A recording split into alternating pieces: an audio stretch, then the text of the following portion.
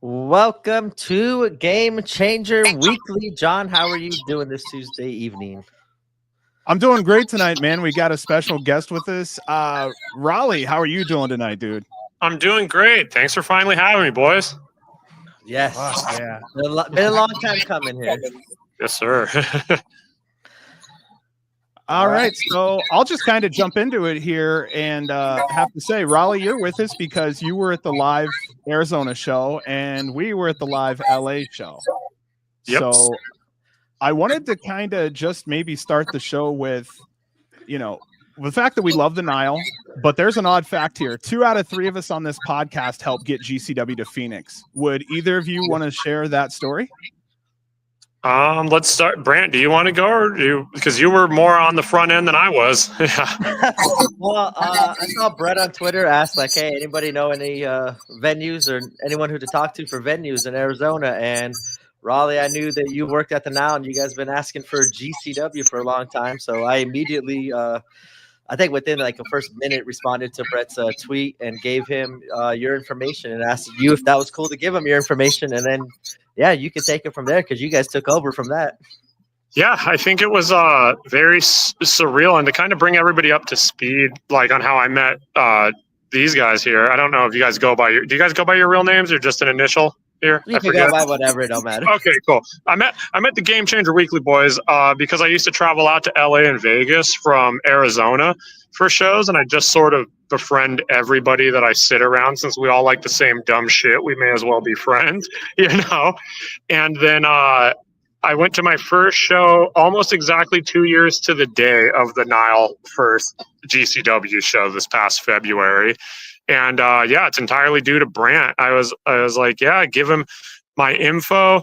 And then part of me is like, man, maybe he'll hit me up 6 months down the road. He texts me later that night. And it's like, hey, what's up? This is Brett Lauderdale from GCW. Do you want to talk about booking a show? I'm like, you're fucking A-right, I do. What's up? And then just kind of been flying by the seat of my pants ever since. We just had our third one, and the energy is getting crazier and crazier. So I couldn't ask for more than that. And the AZ shows have definitely been A+. I see some people talking about the feedback. It's Raleigh because he's outside on his cell phone, so we do apologize for that. Sorry, I just left a holiday party. Doing my best. Bear with me. I'll try. Yeah, is there a way to mute his mic and then he can just hit it when he wants to talk? Maybe? I got that too. Sorry, Raleigh, I didn't make you up there. No, thank you. You're good. You're good. So yeah, that's pretty much it. Exactly how it was. Is that fast, that simple? He reached out to you, Raleigh, that night, and like the next morning, I got the text saying like, "Hey, I think it's going through, but don't say nothing yet because we got to put out the flyer and they got to make the announcement." And, it was that fast, and I think Arizona has definitely paid off for you guys as fans and as a venue. But GCW fans and Brett seems to be liking it as well with the A+ town. What do you think on that, Raleigh? Oh, I unmuted you. Yeah, no, I 100% agree. Arizona as a whole is very much like, I would call it a wrestling town. Like, we're not beholden to any particular kind of wrestling, but if it's done well, the crowd likes it. Like, I think the first match we ever had in the building was Masha Slamovich and Starboy Charlie opening the show with an absolute technical banger, and the crowd went off just like they were watching something at Wrestle Dream. Like, it was awesome. So I think people are just happy to have the highest caliber of indie wrestling there is, so I think we're just stoked to have it all. And John, you were at the first Arizona show with me as well. Like, for me, I think I texted you immediately as a fan. Like, that was probably the best venue, hottest show. Crowd was, as you said, hot from match 1 to the main event. Like, that was an amazing experience. And I loved Arizona. What did you think, John? Okay, so I remember you shot me that message. You're like, the crowd is hot. And I just remember kind of looking around me a little bit. And I'm like, these people are, and I remember using the word thankful.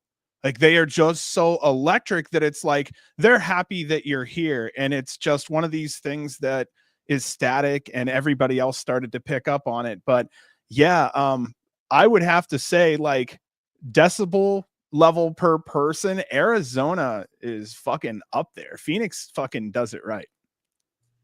I've got to definitely say, so like, for those who don't know, Nile, I've worked for Nile since it reopened in 2010.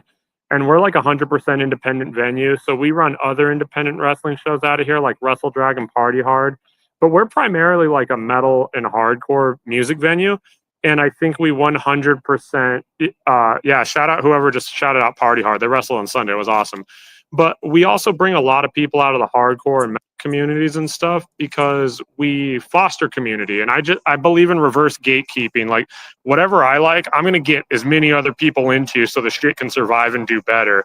And it's cool looking around and seeing people that I know for a fact it's their first wrestling show. And they're like, oh, I see everybody post about GCW. I bought a ticket and showed up. Like that even happened on this last show. And seeing people, it's like, yo, I brought my brother. He's never been to a live wrestling show. He's never seen wrestling before. I brought my dad. Like it's just the best. And I think that is kind of what makes it special. So that's my sense. And I'll add on to that. I was scared, no offense, like going into the second Arizona show. This was what, the third one, if I'm correct. Like going into the second and third shows, I was wondering about attendance, the energy level, and everything else. And nothing's changed. Like every match, it seems like as you guys treated like the main event, and it's been so awesome seeing. I was telling you beforehand, I'm very mad I didn't make the last two, but I definitely have to skip by and stop by the Nile again for the next one because that was like the experience was cool. As you said, the community, it felt like community, like fans were like getting out of people's way, like making sure like when I was going to the restroom or to the bar, like people were like, oh, like excuse me, making room for me and stuff. So you guys held it down in Arizona, and Nile was a great venue for wrestling for sure. Awesome. Thank you. That means a lot. It means we're doing our job. So thank you. In an unrelated note, I just wanted to share, because again, we were saying how everybody was attending live either in Phoenix or LA. I just wanted to just mention it. My wife took a ton of pics. Referees, make sure your legs or ass are in shape. She said that they appear in 40% of her photos, given her angle from her seat. And I just wanted to have a little bit of a community service thing going on there. So just worth knowing. I'm so sorry I brought that up, but now you know. On the subject of refs, I also need the refs to all get trading cards. I collect the GCW trading cards. I'd rock the Scarlet or Adam card, like, no question. Like, hit me with a Dan Perch trading card. Give them to me. Emil's got cards now. Refs are next. I like that idea. Definitely got to reach out to, I think it was like Pro Wrestling Junkie or the guy that... the people out in New Jersey that make the cards. PWJ cards. I'll buy ref cards. I'm about it. I just like all pro wrestling. Give them to me. All right. So we're going to head into Phoenix? Yeah, sounds good. John? After you boys. Yeah, let's rock and roll, man. All right. So Friday night, GCW Scene of the Crime from the Nile Theater in Phoenix, Arizona. All right, so we had 9 matches in total here, 8 singles, 1 tag, and we were about 16 seconds away from a perfect 3-hour show. I also like the bar lighting here. That's something I even have on my back patio. It creates this really cool hangout style ambiance that the Nile has. I don't see a lot of other venues that GCW goes to, tends to have. That's kind of where I wanted to open this. Was there anything else either of you wanted to say about the Nile before we jump into the matches? Anything you saw pre-show, Raleigh? I mean, I could talk about the Nile all day. It's been 15 years, but legitimately, my worry, only worry going in is we have those big neon signs on top of the bar coolers now that weren't there last time, and I didn't want them to look blown out and shitty on camera, but those work fine. And after the first one, we do have removable light strings now. We learned from the Rina Yamashita match. That was my one question. No, okay. So after the first one, for those who didn't see the first Arizona show, during the Rina and Desperados match, Rina accidentally tore down one of our light arrays. We actually have those on removable carabiners now. So we climb a ladder beforehand and we just manually remove the strings that we need to. So easy fix. Taught us a lot. But yeah, that's the one that is a true permanent change that GCW has made to the building. See you helping out the Nile over there. Learning from the mistakes. Amazingly, somehow, and for those that watch the show, this is even more amazing. We only broke 2 chairs the entire night, which is fucking incredible. So yeah, another Christmas miracle. I think they made up for the next night in LA. I don't know how happy Brett was in LA with the chairs being tossed in. Reed Harris Cooper says, one question before we get into the show. Go ahead, Ron. Is Raleigh to blame for no disco ball spot? Oh, trust me. During the main event, we were like, "Oh, for the love of God, please don't hit the disco ball because that's permanently anchored into our lighting array." So yeah, that was actually more stress. So yeah, no. If I could work a disco ball spot in, I would. I promise you. But yeah, not yet. We're not there yet.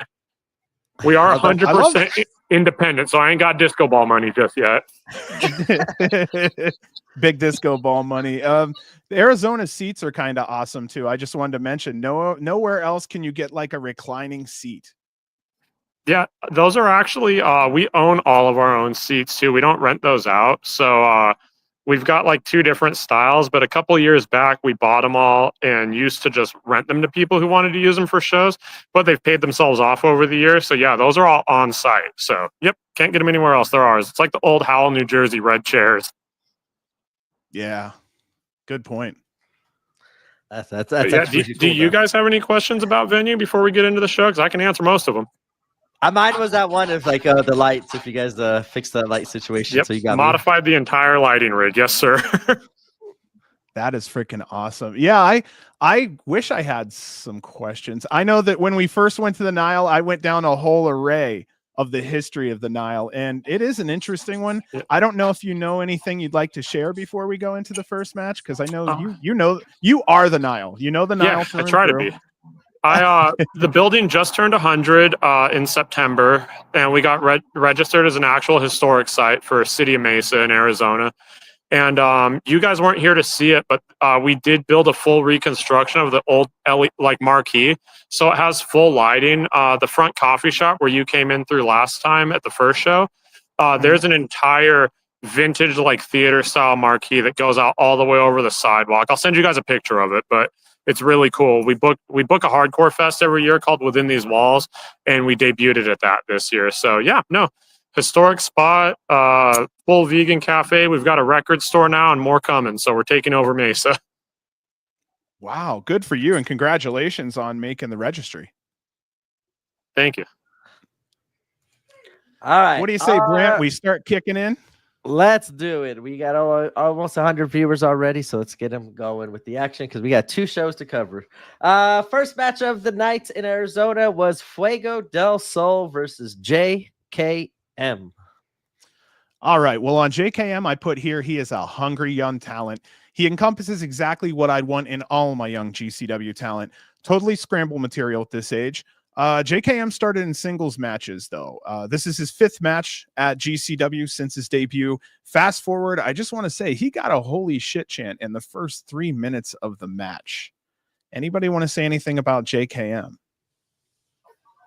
Yeah, I'll be upfront. I'm a little bit behind on some of my GCW shows, but JKM wrestles out here for Wrestle Drag. He wrestled Sunday after this for Party Hard, also at the Nile.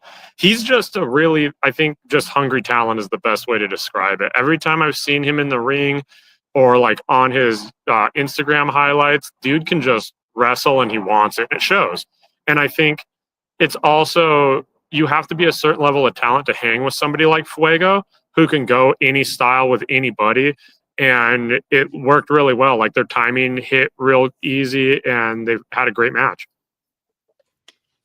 Yeah, I agree with you. I'll follow you up, John. There, you said the first 3 minutes, the crowd was holy shit chants. I wrote near the end of my notes, I wrote it was a great match to start the show, and it got the crowd into it super fast. So that goes into your 3 minutes. I thought it was a strong opener, smart booking move. By booking Fuego first match to get the crowd hot, as Arizona loves Fuego and he's been killing it as of late, and it's nice to see him get these opportunities all over the country as of late with GCW.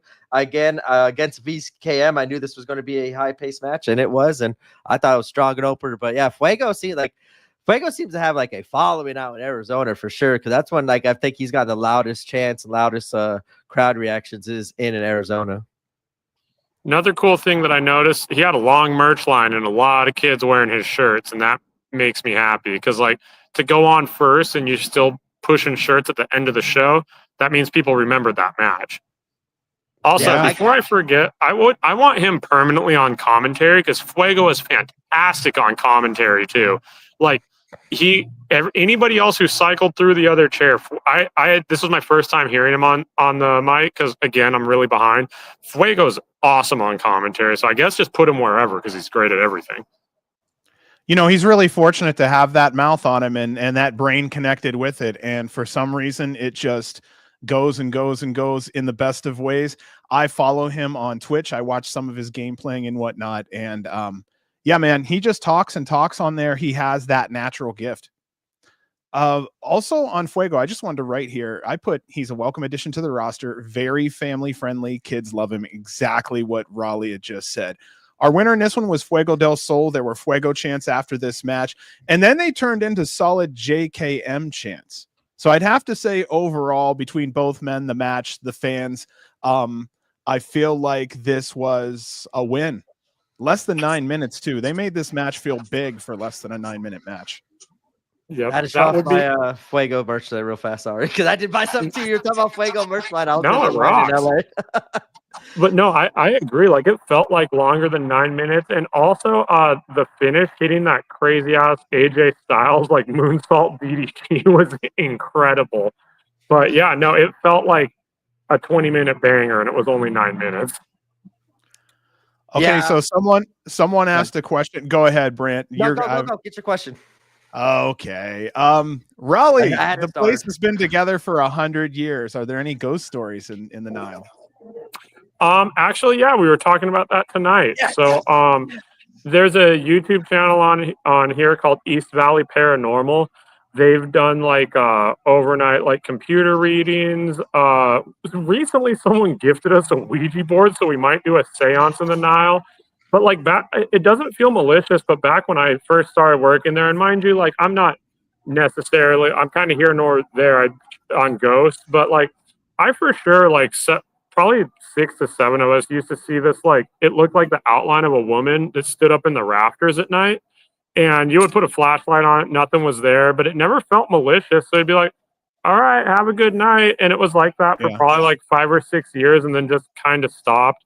Lights will go on and off that like have to be manually turned on. So like there's probably something going on, but it doesn't feel malicious. Whatever it is just lives there too. So we just figured out how to be good neighbors.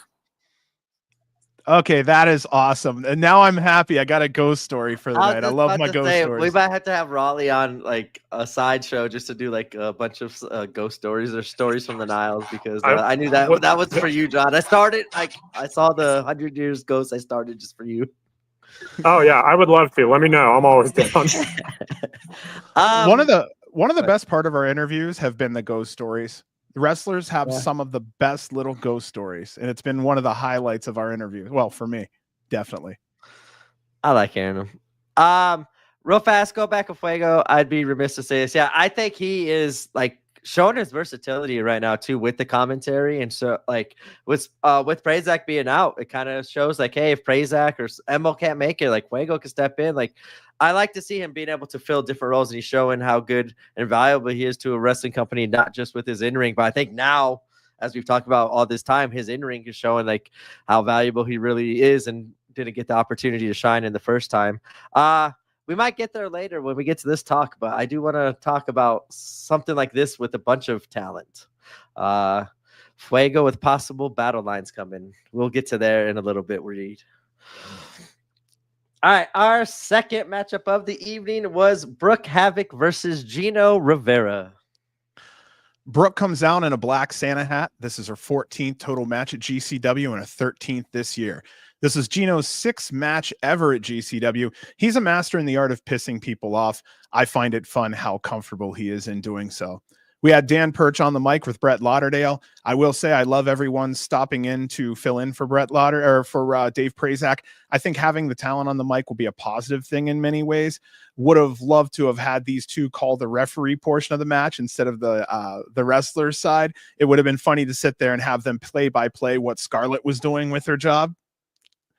I know I've had all kinds of shitty ideas tonight, but being they are both referees, it would have been funny to have them play by play the referee instead of the match. But I was late when I wrote that one. No, I think it might have been this match where Brett was even like, "Oh, how would you call that one, Dan?" Like, I think it might have been this one. If not, there was another one, and those little moments were fun because I've never really heard that before either. I feel like I would have loved to have heard somebody tear apart the referee position and talk about, well, placement should have been here, and oh, they're watching for the shoulders over there, and yeah, but Dan can't. But Dan's too likable. He could never be a heel commentator. Like, it just wouldn't work. Yeah, that's true. We love Dan. We love Dan on this podcast. The "you fucked up" chant was almost satisfying from the fans' perspective, and from Gino's perspective. If he just pulled off one fuck up per match just to generate that response at him, I don't see that as a problem. Did anybody else notice how natural he was as a heel? I've actually known Gino since like about 2016 when he first was wrestling for Party Hard, and he's wrestled a lot in Arizona. And I'm just absolutely pumped that he's starting to break through and get like on these bigger shows so more eyes can be on him, because like obviously he is great at just being an absolute fucker. He really is. But he's also got great comedic timing. Like, he wrestled a blow up doll on Sunday, sold the hell out of it. And not only that, like, he's a very good wrestler. Like, he's very technically sound, and you could tell there were things where like timing wise it would be like off a little bit, but him and Brooke were both good enough in their craft they would audible and go to something else and call it in the ring. So I think both are really awesome in ring, but Gino specifically, just I love seeing local boys break out. Like, in New Mexico may as well be Arizona, but yeah, it's awesome. Shout out Gino. I almost got the similar exact notes, man. I love Gino. I think he's a true professional asshole. But true professional in the ring, I think he could fit that Tony Deppen role so easily, so naturally.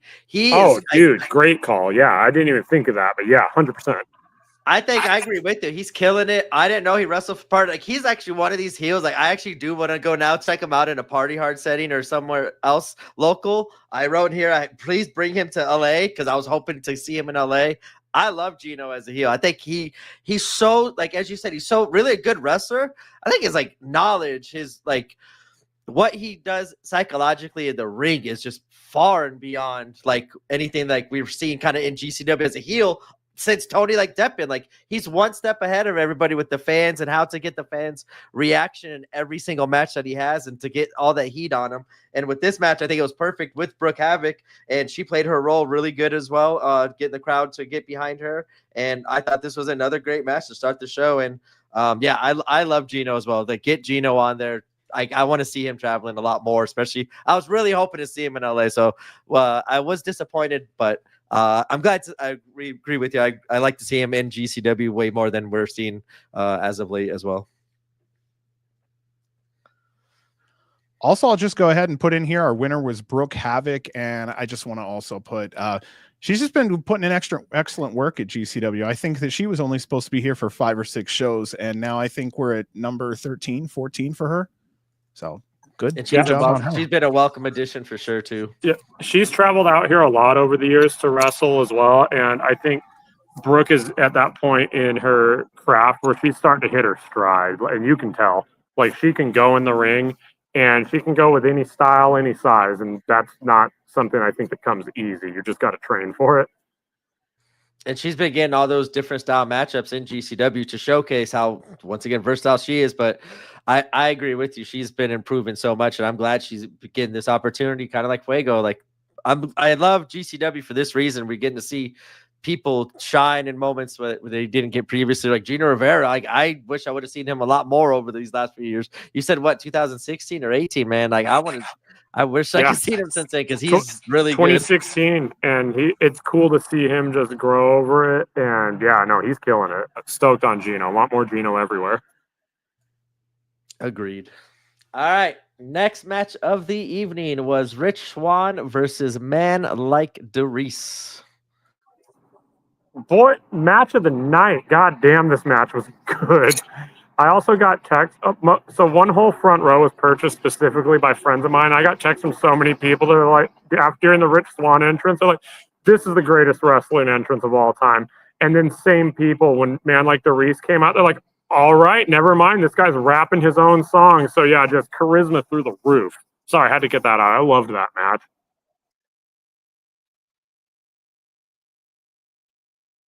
You want me to roll? I'm so sorry. My internet has been atrocious. Has anybody else had problems with connections? No, I'm that's on why I a, was just wondering if you were on a little delay there. I'm on a It's phone in just a parking lot. I'm just doing my best here. dude, you're doing better. You're doing better than me. I can tell you right now. All right, then. So, yeah, Rich Swann versus Man Like Doris.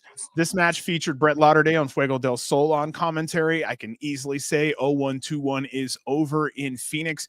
I'd love to know how much weight Swann has lost because, boy, does he look like he's in fantastic shape. 2 of the last 3 matches, the faces have shaken hands first, so I thought that maybe this is going to happen here. This was Rich's 13th match at GCW since he debuted on March 2nd, 2019 versus Jungle Boy at To Live and Die in LA. I wrote here, these two had a badass match. It was physical, and it had them fighting all across the venue. Our winner was Rich Swann with the Phoenix Splash. What did you guys have to think about either Rich or Man Like Doris? I think Man Like Doris kind of fits in like Fuego. Like the Arizona crowd just takes to Man Like Doris, as you were saying, Raleigh. The energy that he brings, the energy with the Arizona crowd too, just fit perfectly. And I think Rich Swann did a really good job in this match too. I was wondering how stylistically it would be because Rich Swann's versatile, but kind of more the high flying. When Man Like Doris could do everything. So I think stylistically it kind of clashed a little bit, but I really enjoyed their energy. And as like even like the little parts where I thought it kind of struggled, it played out good. It showed the struggle of the match and it showed how well, like I think Man Like Doris has been showing a lot lately that he's been studying other wrestlers' movesets and is finding counters to like their signatures and finishers and all that stuff. So I don't mind seeing like the little false steps they had because it played into perfectly of how I think Man Like Doris is growing as a wrestler. And I thought this was a another was it match 3 for 3 in high energy matches for Arizona for the night. Yeah, I completely agree. I think Doris has been on all 3 shows in Arizona, if I'm not mistaken, and it was cool. Like there were people there wearing Doris like Lyrical Dragon Tour T-shirts. So like people in at least in Arizona have come to like appreciate Doris, and he has a fan base here. And I think to your point, you can tell he's studying and working on things because his move set is opening up quite a bit. Which he could do the high flying, but his actual like suplex variation, like throwing tilt-a-whirl sidewalk slams and like almost crossroads variations, like he's really improving. And I think where there were like maybe a little bit of stylistic clashes, they made up for it with commentary because they pitched it as like a cruiserweight versus like a power dude. And I think that was perfect for Doris because even though compared to like, I don't know, like Manders, Doris is more of a cruiserweight. It worked if you're going against somebody like Rich Swann, who's like all speed, and then you just get sidewalk slammed into oblivion, and the whole match changes. So I thought they told a really good story. I agree. I 1000% agree with you. I thought there was something else about to say, but I guess not. Anything else you want to add to this match, John? Oh, that's what I'm good, man. The glasses. Is that something that just started or has it happened like the last couple shows before this? Because he started to have like, the lyric kind of across the glasses. I don't know if you noticed that, John. Oh yeah, his words and everything.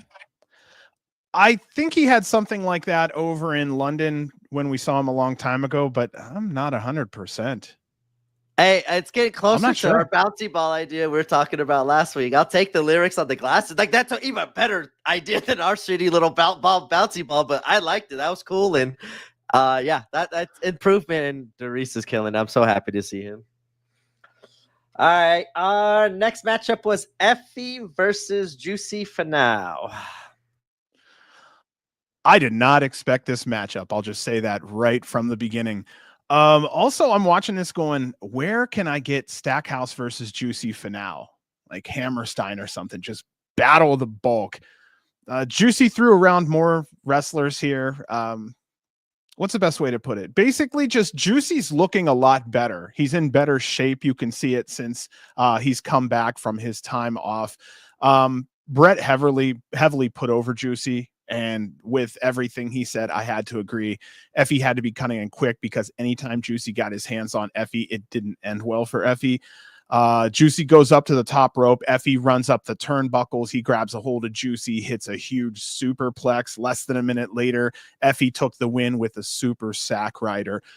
What were your thoughts on this match between Juicy and Effie? Go ahead, Raleigh. I'll go. I thought it was great. I've seen Juicy in several companies over the years now, and I completely agree. Like, so I don't, when I work a GCW show, I don't really get to watch a lot of the matches, and obviously I can't hear commentary until I go home and watch it after work. But I even thought that during load-in, like whenever all the wrestlers were hanging out and warming up, like Juicy's looking good. He's looking healthy. And even watching the match, like he's always been light on his feet for a man of his size, just like Stackhouse, but Juicy's moving quick now. He did a second rope moonsault, which is insane. And like overall, I thought it was a really good match. And it was definitely like last minute, like putting stuff together booking, but it worked because Effie, again, he's an all-timer for a reason. He can work with anybody, and they made it a good, compelling, fun match. So yeah, nothing negative here. Going back to that second rope moonsault in LA, I sat next to a guy who see a lot of GCW, and like I don't know if he like we were talking about how well Juicy's moving, and Juicy went up. I'm like, oh, he's about to do the backflip, and the guy next to me like, no way. I'm like, oh, he could do this easily. Like he does this like every time, and like when he did or attempted it and missed, like the guy next to me was like, oh my god, like Juicy is looking good. I like him as a heel. Like I like the party Juicy, the feel good Juicy. It is fun. It does like help out the show's demeanor and the energy in a positive way, and his smile just does that.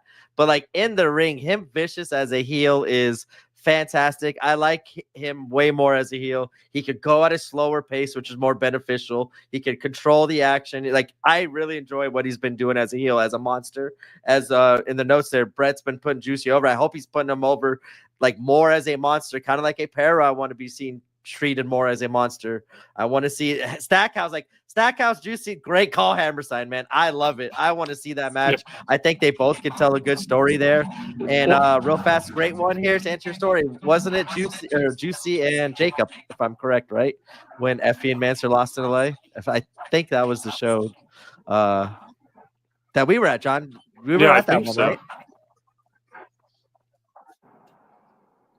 John, you're muted. Muted again, sorry. I am so sorry. I am so thrown off by my delay over here. This is a weird night for me. So if everybody hears me kind of off, I'm not kidding. Everything is delayed tonight for me, and I have no understanding as to why. I may have to switch to my phone again. You're good. I was about to say, yeah, the mic last week too. It's a rough one. I mean, I think that was the one you guys were at in LA, but I think pointing out that Juicy's so good as a monster also makes sense because Sam Stackhouse is so over, and like he's just got natural face energy. Having like good Haas, evil Haas, love that. And then we've already got evil Pero versus super over Manders. Like every evil Haas has a good Haas to battle. I'm into it. And they would just elevate each other, I think, and just build each other up. And I agree with you, John. That was a great call for a match at just a match in general. Hammerstein, that'd be a spectacle. I mean, why not? You're doing all these kind of matches. I'd throw that in there. I wouldn't put them in. I wouldn't waste them in no pre-show battle royal, whatever. I would display them as much as they've been improving as of late. You're muted again, John. Wow. Okay. I'm going to have to press reset here. Physically gifted super heavyweights is something that not a lot of wrestling companies can provide. I think that would be a great offering for Hammerstein. It's something that no one else has. Flat out. 1,000% agree, man. Yeah, that was a great call. I didn't even think about that. And after seeing Juicy this week, and as you guys were saying, like I think he looked good beforehand, but you can see his physical shape and in ring. I still think he's been looking impressive, but it's probably a lot easier on his body, recovering probably a lot faster and everything with the weight loss and whatever, getting himself in shape. But he's definitely improved since he's been back. But I love that it's this heel work, and I want to still like the next night we kind of he teams with the my God, not Zaddy Daddies. Yeah, Zaddy Daddies. And I thought as a trio, they were fantastic as a trio. You know, and I wrote here a win over such a big competitor was a big win for Effie, and another point why he's made for the future champion at GCW. So many Zaddies and Daddies and shit going on. I got confused. Yeah, and I think too, for this being kind of like a non-canon story, it wasn't really part of Effie's storyline. It absolutely did accomplish that, where it's like, hey, he had to figure out how to take down the Goliath. Like, this man wants the belt. You know, it played into that very well. And we were talking about kind of the cupcakes that Ali's been getting going into Hammerstein and the wars that Joey and Effie have to go through, and this being one of them, as you said. I didn't have a story other than that, but I think they told a great one. And on commentary, Brett did a good job of like furthering that story as well. Yeah, I got you a great one. Yeah, GC, that'd be an interesting one. That combination was fun for a while. All right, next matchup for Scene of the Crime is Sydney Akeem going against Ray Horace. All right, so I'm not muted. Our third handshake of the night went down. We've hit the rare handshake trifecta. Emil said what I was thinking. We need Horace versus Fuego del Sol. Good job on Emil saying Fuego is at an advantage by being able to watch the Akeem Horace match. Fuego did a decent job selling their match for the next night in LA. Sydney's tope should be studied for velocity reasons alone. Ray Horace was fun to watch, impressive at times, another top prospect for a scramble participant or with possibly Los Desperados. Our win here, Sydney Akeem with the final act. Fans run up to the ring to pound it again, and I feel like they earned it here. Almost 11 minutes long. I could have watched another 6 to 7 minutes of this. What were you guys thinking about Sydney Akeem versus Ray Horace? Honestly, yeah, same. This was one of the few that night that I walked inside and watched live, and it was fantastic. I was a huge Lucha Underground fan in general, so I already loved Ray Horace and was stoked that he got announced. And yeah, I think both just have such unique offense and defense, like that reverse worm dodge thing that Sydney Akeem does, and then you get a lot of different like rope work, like rope jumps out of Horace. It was enough to where each one could be their own, but they didn't like do too much. They countered each other very well. It was a great matchup. Yeah, I wrote another test here for Sydney Akeem this weekend, going against Ray Horace this night and Fuego the next night. Seemed to be a very lucha heavy weekend for him, which I think is good for a warm up against a returning Vikingo. Good win for Akeem. As you said, it's improving. I like to see him kind of working the lucha style more. I would like to see him at Hammerstein against Vikingo do like some of the technical lucha stuff and just kind of shock the crowd and show the growth there, other than just the high flying shit that he's going to do no matter what. That's what I kind of want to see from Akeem going into Hammerstein. But being a Vikingo mark that I am and fan, I wonder how Vikingo is going to come back after sustaining these two injuries in short time to keep him out for a long period of time. I'm excited, and I haven't seen much of him. And this is a matchup that is absolutely up my alley, and I'm just excited for Vikingo. And I do hope we don't get him beforehand, but like I do want to see him just like one time to show me that he's okay going into Hammerstein. You know, like that warm up match. Like, okay, I know he's going to be good, but it would take away from the ultimate return of him at Hammerstein. I hope we get a couple other people returning at Hammerstein, and I'll talk about that later, hopefully.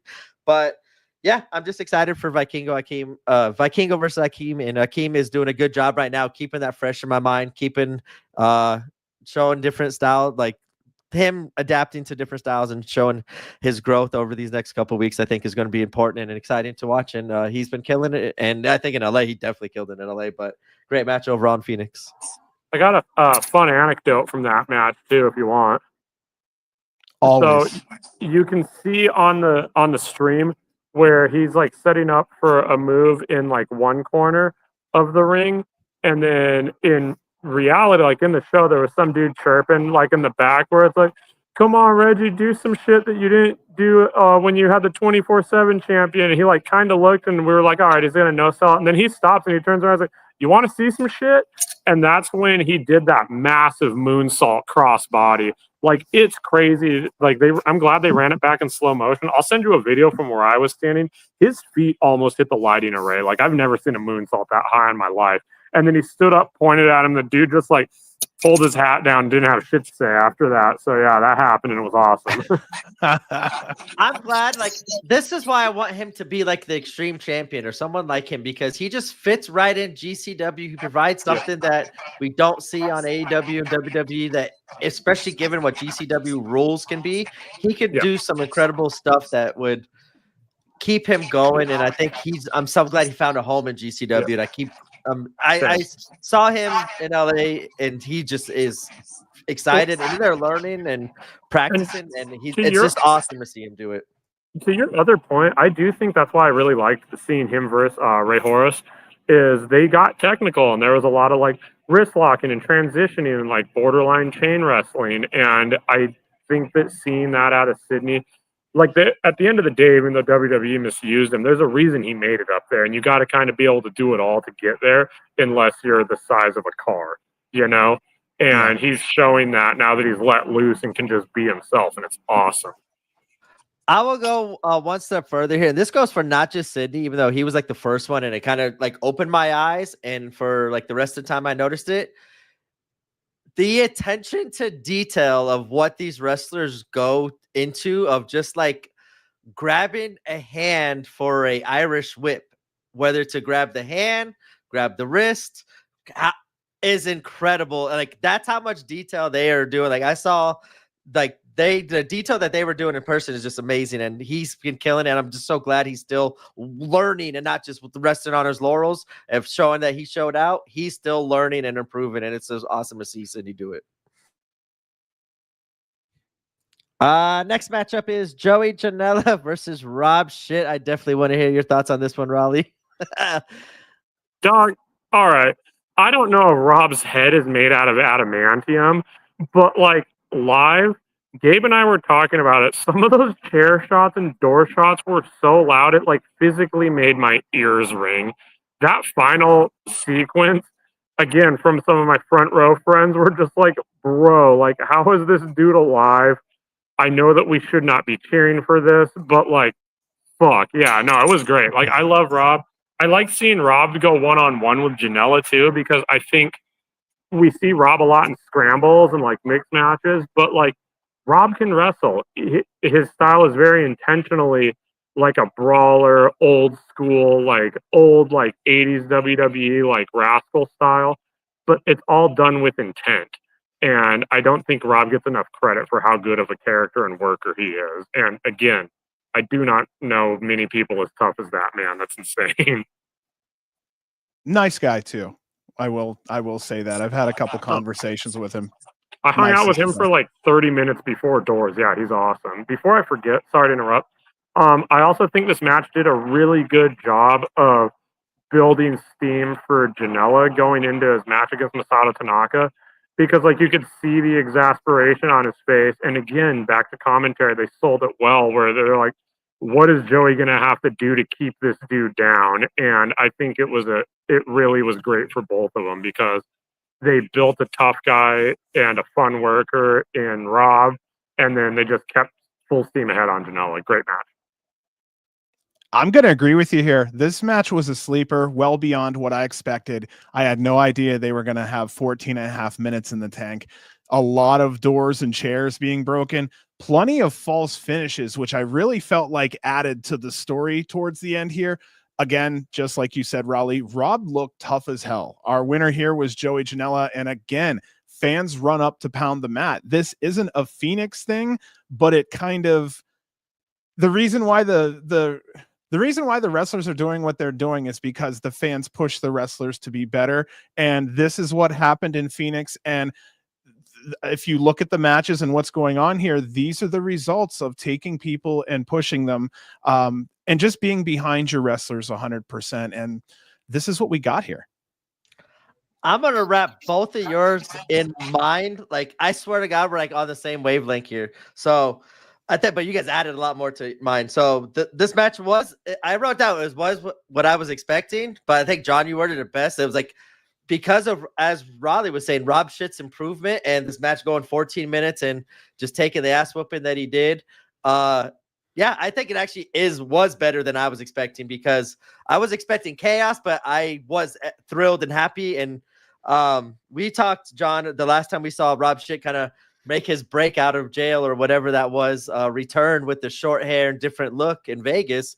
He came out with like a whole new move style, new energy, and like it was still chaotic, but It was I chaotic. think I with was new there. improvements. Was that the intoxication match with Kid Osborne? Was it that one at Yeah. Jimmy's birthday party? Yeah, I was there. It was awesome. Yeah. Oh yeah, I forgot you were there. Oh, so you were there with Effie Yeah. and fell out of the ring with the barbed wire. Dude, I talk about that frequently. about Go that, back. yeah. Everybody who's watching this, watch Jimmy's birthday party. Effie takes one of the gnarliest bumps, and one of the few times I've seen a room of deathmatch fans go quiet. It was scary. So We yeah, go talked watch about that. with him. He said Dude, he's like, I had to remind him of it. He was like, "Oh shit, I forgot about that one." I mean, yeah, he's done a lot to his body, so I get it. But watching that, like, in the tiny little FSW room, I'm just like, ugh, fuck. Also, Yeah. just so you guys know, I'm at like 10% battery life left. When I get to 5, I'll let you guys know and jump out. Not Not no a worries, problem. man. We got a couple more matches. We'll get through it here. I'll say thank you now just up front because you're awesome, Raleigh, and we appreciate you came up to up here with us because Dude, thanks for people having don't me. know. This has been a blast. Oh, for sure. If it wasn't for my connection, I think we'd have a little bit of a better conversation on my end. But I think it's just important to know that fans know how important you are to the Phoenix scene. And we have these awesome shows because of this connection between you two and Brett to get where you are today as the final product. And I just wanted to make sure that people saw the face of the person who was instrumental in making sure that Phoenix gets their entertainment. Thank you. That means the world to me. And yeah, it's just building community. And like, again, like I said at the top, we all like the same goofy bullshit. So the least we can do is make it bigger for everybody, you know? I do want to come back to this match real fast, but I want to say on this story, because again, just in case probably we lose you, thank you so much. I think our story, just the three of us, because like we talk about me and you, John, being at that Vegas show and not even like we were sitting, my family here in the middle was Raleigh and his group, and that's who I was talking to that night, and you were right next to them. Like, I think just the story of us, like our group, and like how the AZ, like, yeah, the Mesa show came to be, and how like I'm just so glad you guys are killing it and are getting like so going back to my notes here, I wrote like you guys got rewarded. This extreme match rewarded the Arizona crowd. Like Rob shit killed it, was a perfect opponent for Joey in this ECW style match.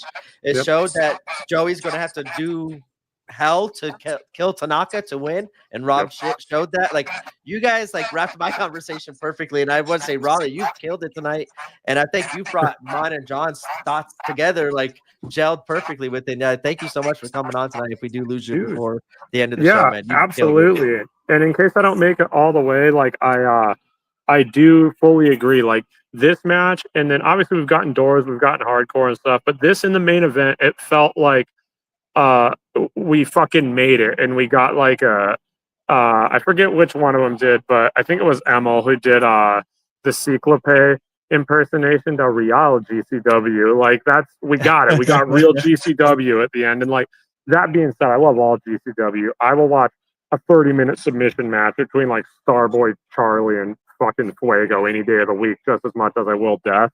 But it was cool. It was cool seeing like it come full circle. And it's like we went all the way. All right, so real fast, I don't want to break too much here. If you can't break it, don't break it. But going from the first show to the extremeness of this show, is that something that has to be built and earned through GCW, like to through the venue, or is that just something that just occurs naturally, or just came up, or like I don't know how that process works. And I always like picture like the first show is like, hey, we're like when they go to new venue, it's almost extreme unless it's like one of those places that you can, but they kind of take it easy. And I feel like they have to earn their trust. And then the next show, hey, remember how good we were last show? Can we do a little bit more of this? And like, how does that process work? If it can be said, I don't know if I'm breaking a wall here or not. No, you're good. I mean, I'll be straight up. Like maybe it's because we've done wrestling for quite a few years going into this, and we've done like actual literal street fights and stuff. We don't, because we are carpeted and there's not really any safe way to do it because we are all ages too, and so people bring kids in the back. Like we don't really do glass, but beyond that, they've never really asked me. I go and buy the props, so I know what's happening. Like I'm the one who sources them, so I go load my buddy's truck up and bring them all down. But other than that, whatever they say they need, that's what we bring, and we just send it. So like it's been very casual in my experience. Just due to the nature of like our crowd and venue, there's some stuff that wouldn't really work. But I mean, people have been skewered. I've seen thumbtack and Lego death matches in our room. So like we've done plenty of shit. And my buddy Gabe, who you guys know as well, him and I, like, it doesn't need to be glass to be a death match. That main event was a death match. Like this one bordered on it, because again, it is not good to get hit in your head that hard. I don't care who you are. So I think within the bounds of whatever we can fit in the building, like, let's send it. And yeah, no, we had a fucking blast. But no, it's been pretty casual. They just show up and we just figure it out as we go.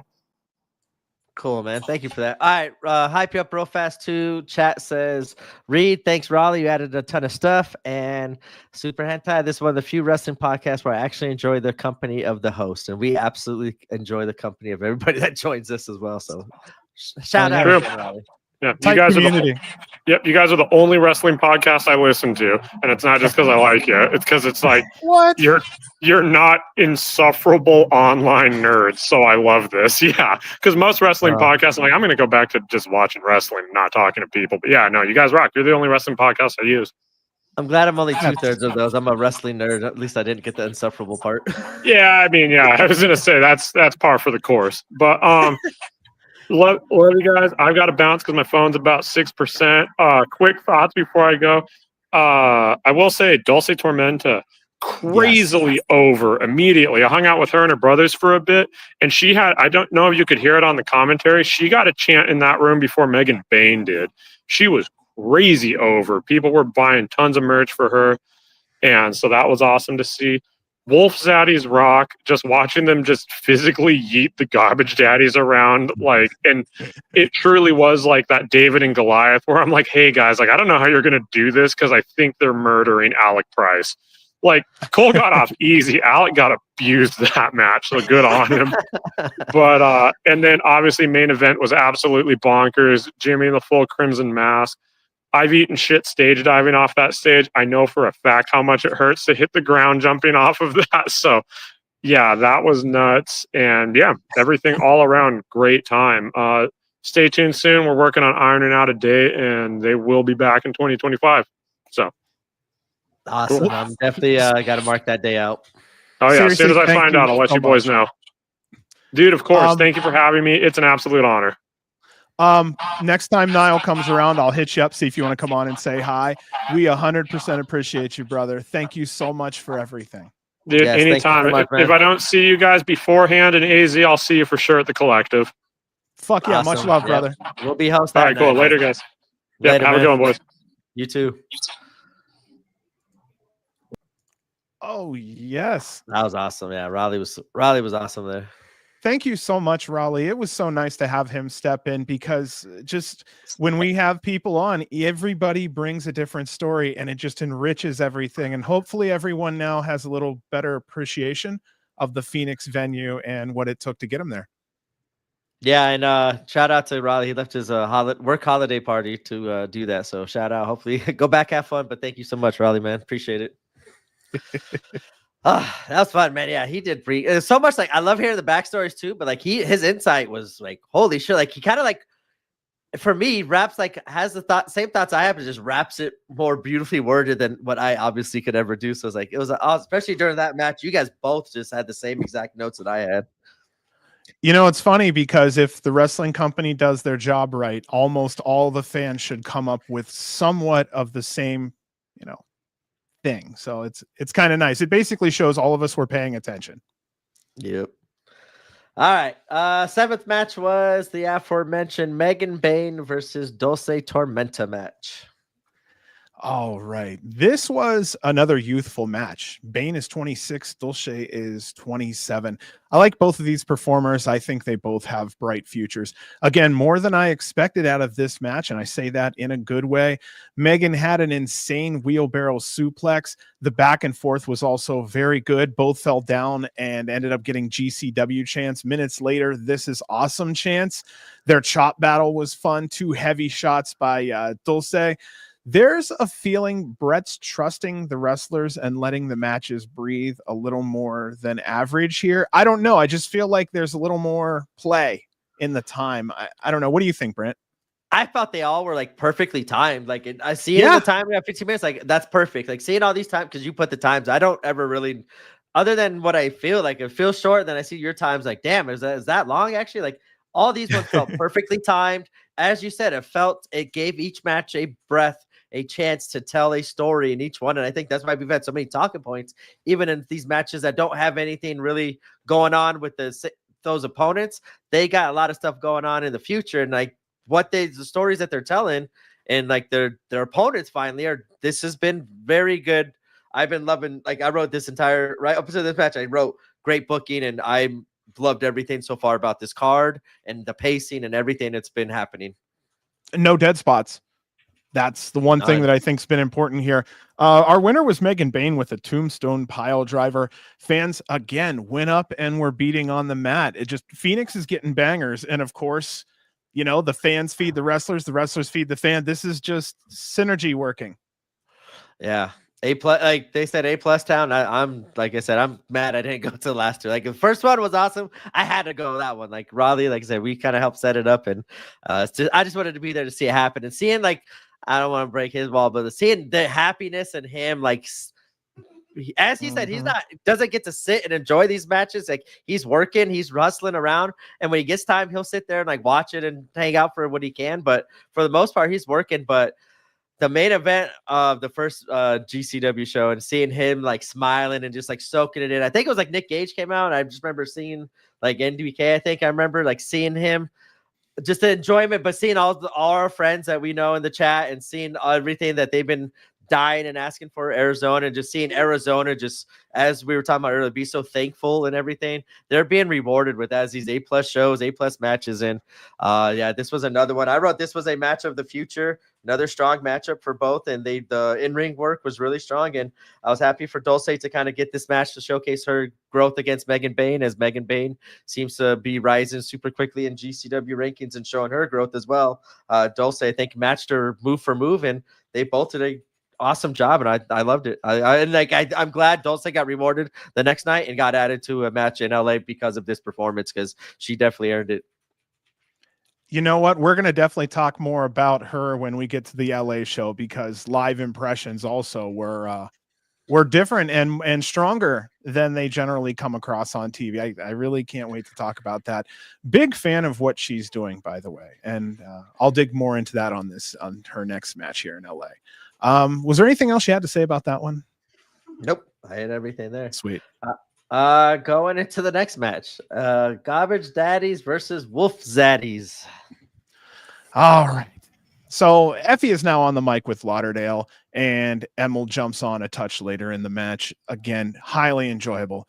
So here's what I have on the notes, B. The Zaddies jumped the Daddies. The Zaddies were more powerful than the Daddies, but the Daddies had the speed.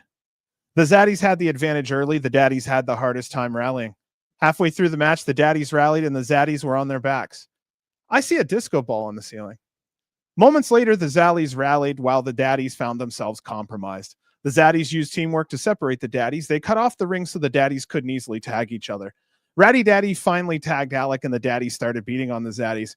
A huge tope by Ratty, and the tope took out the Zaddies ringside. Last few minutes, the Zaddies came back from behind, started getting 2 counts. The Zaddies separated Ratty from Alec and worked him over. Alec saved Ratty from getting pinned, and the Daddies started rallying again. Our winner here were the Garbage Daddies. Any thoughts on this one, Brent? Trademark it and send it to Dr. Seuss. Dude. That was awesome. I ain't even got nothing to say. You nailed it. You and Raleigh nailed it. Raleigh with the just them eating Alec Price and the beating that Alec took. Yeah, that was pretty rough. And I love that little poem there. I don't know. The only thing I wanted to mention after this was after the Garbage Daddies pull off the win, Alex making the belt sign across his waist. So yeah, we're seeing the run up to what hopefully will be a beautiful GCW tag team title run. I am 1,000% right here with great one, man. Zaddies have killed it. Tito, like he's another one that, like, if he's just a badass that could change the mood of a room when need be. Like him and Jacob Batu bring a different energy for me, man. Where I ain't fucking with them there, but he as a wrestler, from when I seen him here just in Vegas to GCW to now in New Japan, like he is killing it, man. He is growing his move, like absolutely one of the hardest workers too. I'm so glad he's been killing it. And the Zaddies as a tag team both have shown improvement as a team, and I'm loving them as a team. They could easily be regulars on any GCW show against any tag team. There's so many more matchups I want to see the Zaddies in for sure. But yeah, this was, even though the Garbage Guys they got the victory, which is the ultimate win. They showed a toughness, I guess, and this is another story told. Like, they got their ass whooped. They're probably going to get their ass whooped for the majority of the match against Violence is Forever at Hammerstein. So I think this told a good story of what they are preparing themselves for. And now, like, I was complaining last week about how these matchups are just thrown together and whatever, but even though these matchups are now kind of thrown together, the stories that they're telling in each match, I'm loving it because it's making sense and it's leading me towards Hammerstein. And I love it, man. I'm loving. And like I said, Arizona show, I've enjoyed it as a fan. I'm so mad I didn't go in person. Reed also mentions here, Brett asking Effie who gave him permission to be on commentary was one of the best pops. You know, dude, GCW is great with leaning into things, and I think they did a damn good job there. Oh, shit. Oh, that's funny. I totally missed that part. Yeah, I'm popping right now. Fuck, that's a good one. I noticed, I think Tito's out of TMDK as well. So I haven't been following New Japan as much as of late. I don't know what's going on, but he's killed it. Whatever he's doing in New Japan or wherever, like him and his tag partner, they're just awesome. And yeah, I want to see them all the time at GCW, man. All right. Great call there. Great one. All right. Next match is the main event. Wow. Like I said, this, like, every match, I don't think we've had a bad match I've complained about, and we're already at the main event. Holy shit. Yeah. I'm really mad I didn't go. Yeah. I'll take it. Main event, Matthew Justice versus Broski Jimmy Lloyd. Classic old school GCW hardcore match was the first impression that I had. And I'll say this later in the night with the other Justice main event. I'm not going to do play-by-play here. I'll just recommend you to see these matches. These are my style of matches. But at the same time, if you started to fall in love with GCW at any time, matches like these are why you did. There were doors, ladders, chairs, and garbage cans. So we had a DLCG match. Fighting around the ring in the first couple minutes, Jimmy put Justice on his shoulders and executed a perfect Finley roll off the stage and through a door bridge. Jimmy hit the broski boot and Justice stared blankly into the camera. Jimmy is completely red-faced from blood. That's our crimson mask that Raleigh was talking about earlier. We had a Justice top rope tornado DDT through another door bridge. And then here comes a huge ladder. And I just wrote, I love Justice matches. Broski suplexes Justice off the top of the ladder and onto the mat. There was a huge door fight where they just hammered doors over each other's heads. But in the end, in 18 and a half minutes, our winner here was Matthew Justice. And this was just the first of two matches this weekend that will have me saying, this is the weekend of Matthew Justice. Yeah. Well said. Like, I'm going to go pull old school classic here. This is one of those matches. Don't have anything other than what you said. It was chaotic. I said Rob Shit and Joey Janela rewarded the fans. I think this match, as Raleigh was saying too, just was phenomenal. And I'm glad Niall got it.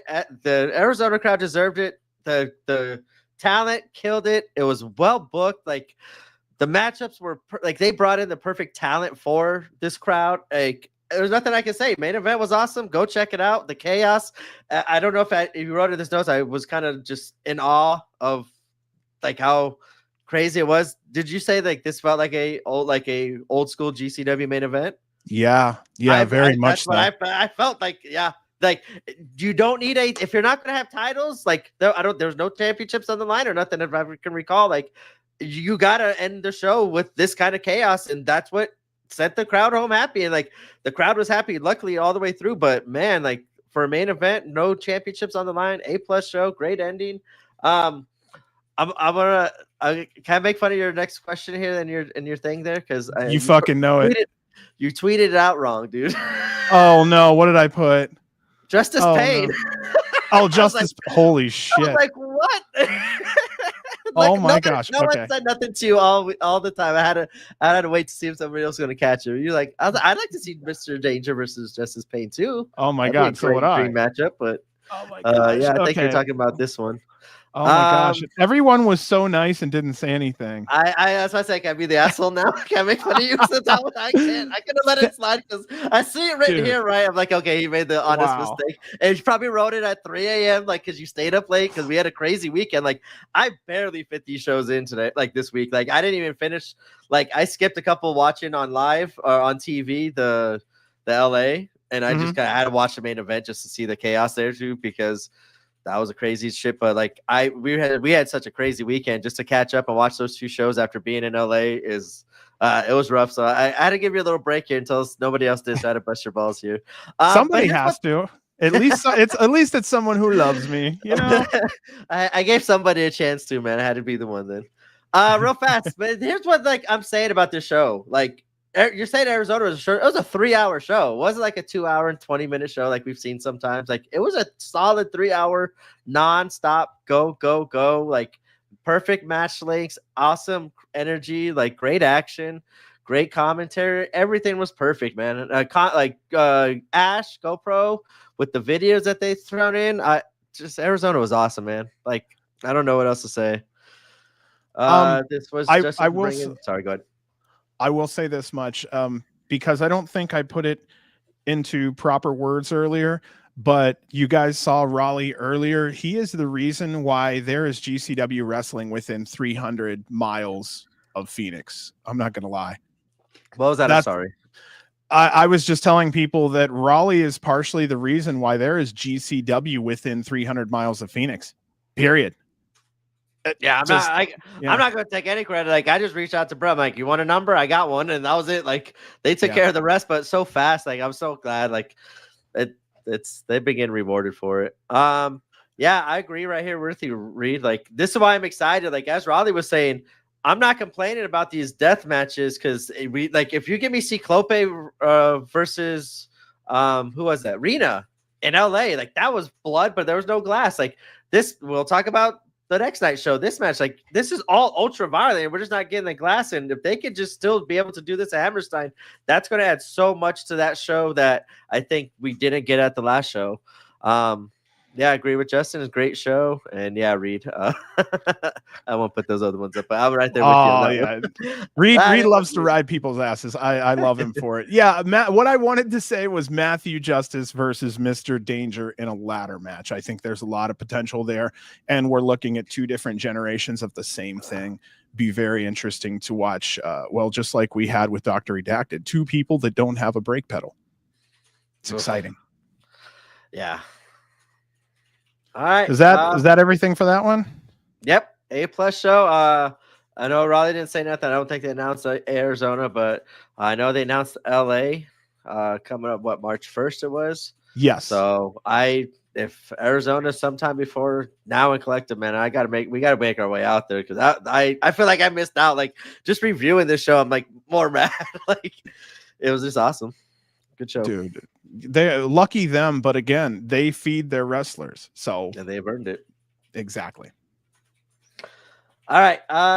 Next night, GCW Highest in the Room 3 from the UCC in LA, California.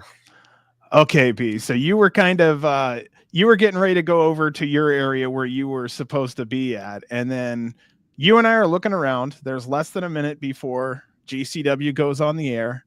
And my brain goes, oh, shit, the place is filling up. And the only place that looks empty is our section directly on hard cam. And I'm like, fuck. It's always that big group. That's why. Dude, they're partying in the parking lot and shit. Yeah. You know what I mean? What are you going to do? Well, maybe put them on the other side of the ring. But, you know, what are you going to do there?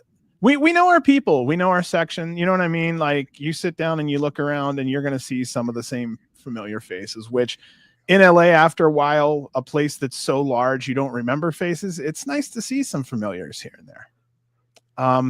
But I felt so bad because of that whole situation, but it took a match or 2 and everything filled right in.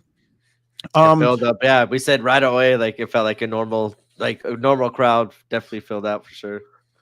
So maybe this is the spot where I should have put in this little statement earlier, but thank you to the performers who found my wife's camera lens. She was able to get a lot of great shots and she's been sharing them on X. And this is where I was supposed to say referees. My wife said your legs and ass are in 75% of all of her ringside pictures. So just remember that when you go to the gym. Might as well just let you know that now. Emil and Jordan Castle were on commentary. They had a youthful playfulness to them that a more mature duo, wouldn't have. I say all this in a good way. It was refreshing listening to their banter. Castle was obviously a little more polished, and it could be heard early on in the show. I always enjoy Emil on color, but then he hits his play-by-play, and that's when Emil is really flying high. A 3 hour and 30-minute show here, and I felt like every minute was good. Do you have any thoughts whatsoever before we run into these matches? Don't even look at this one idea I had. Okay.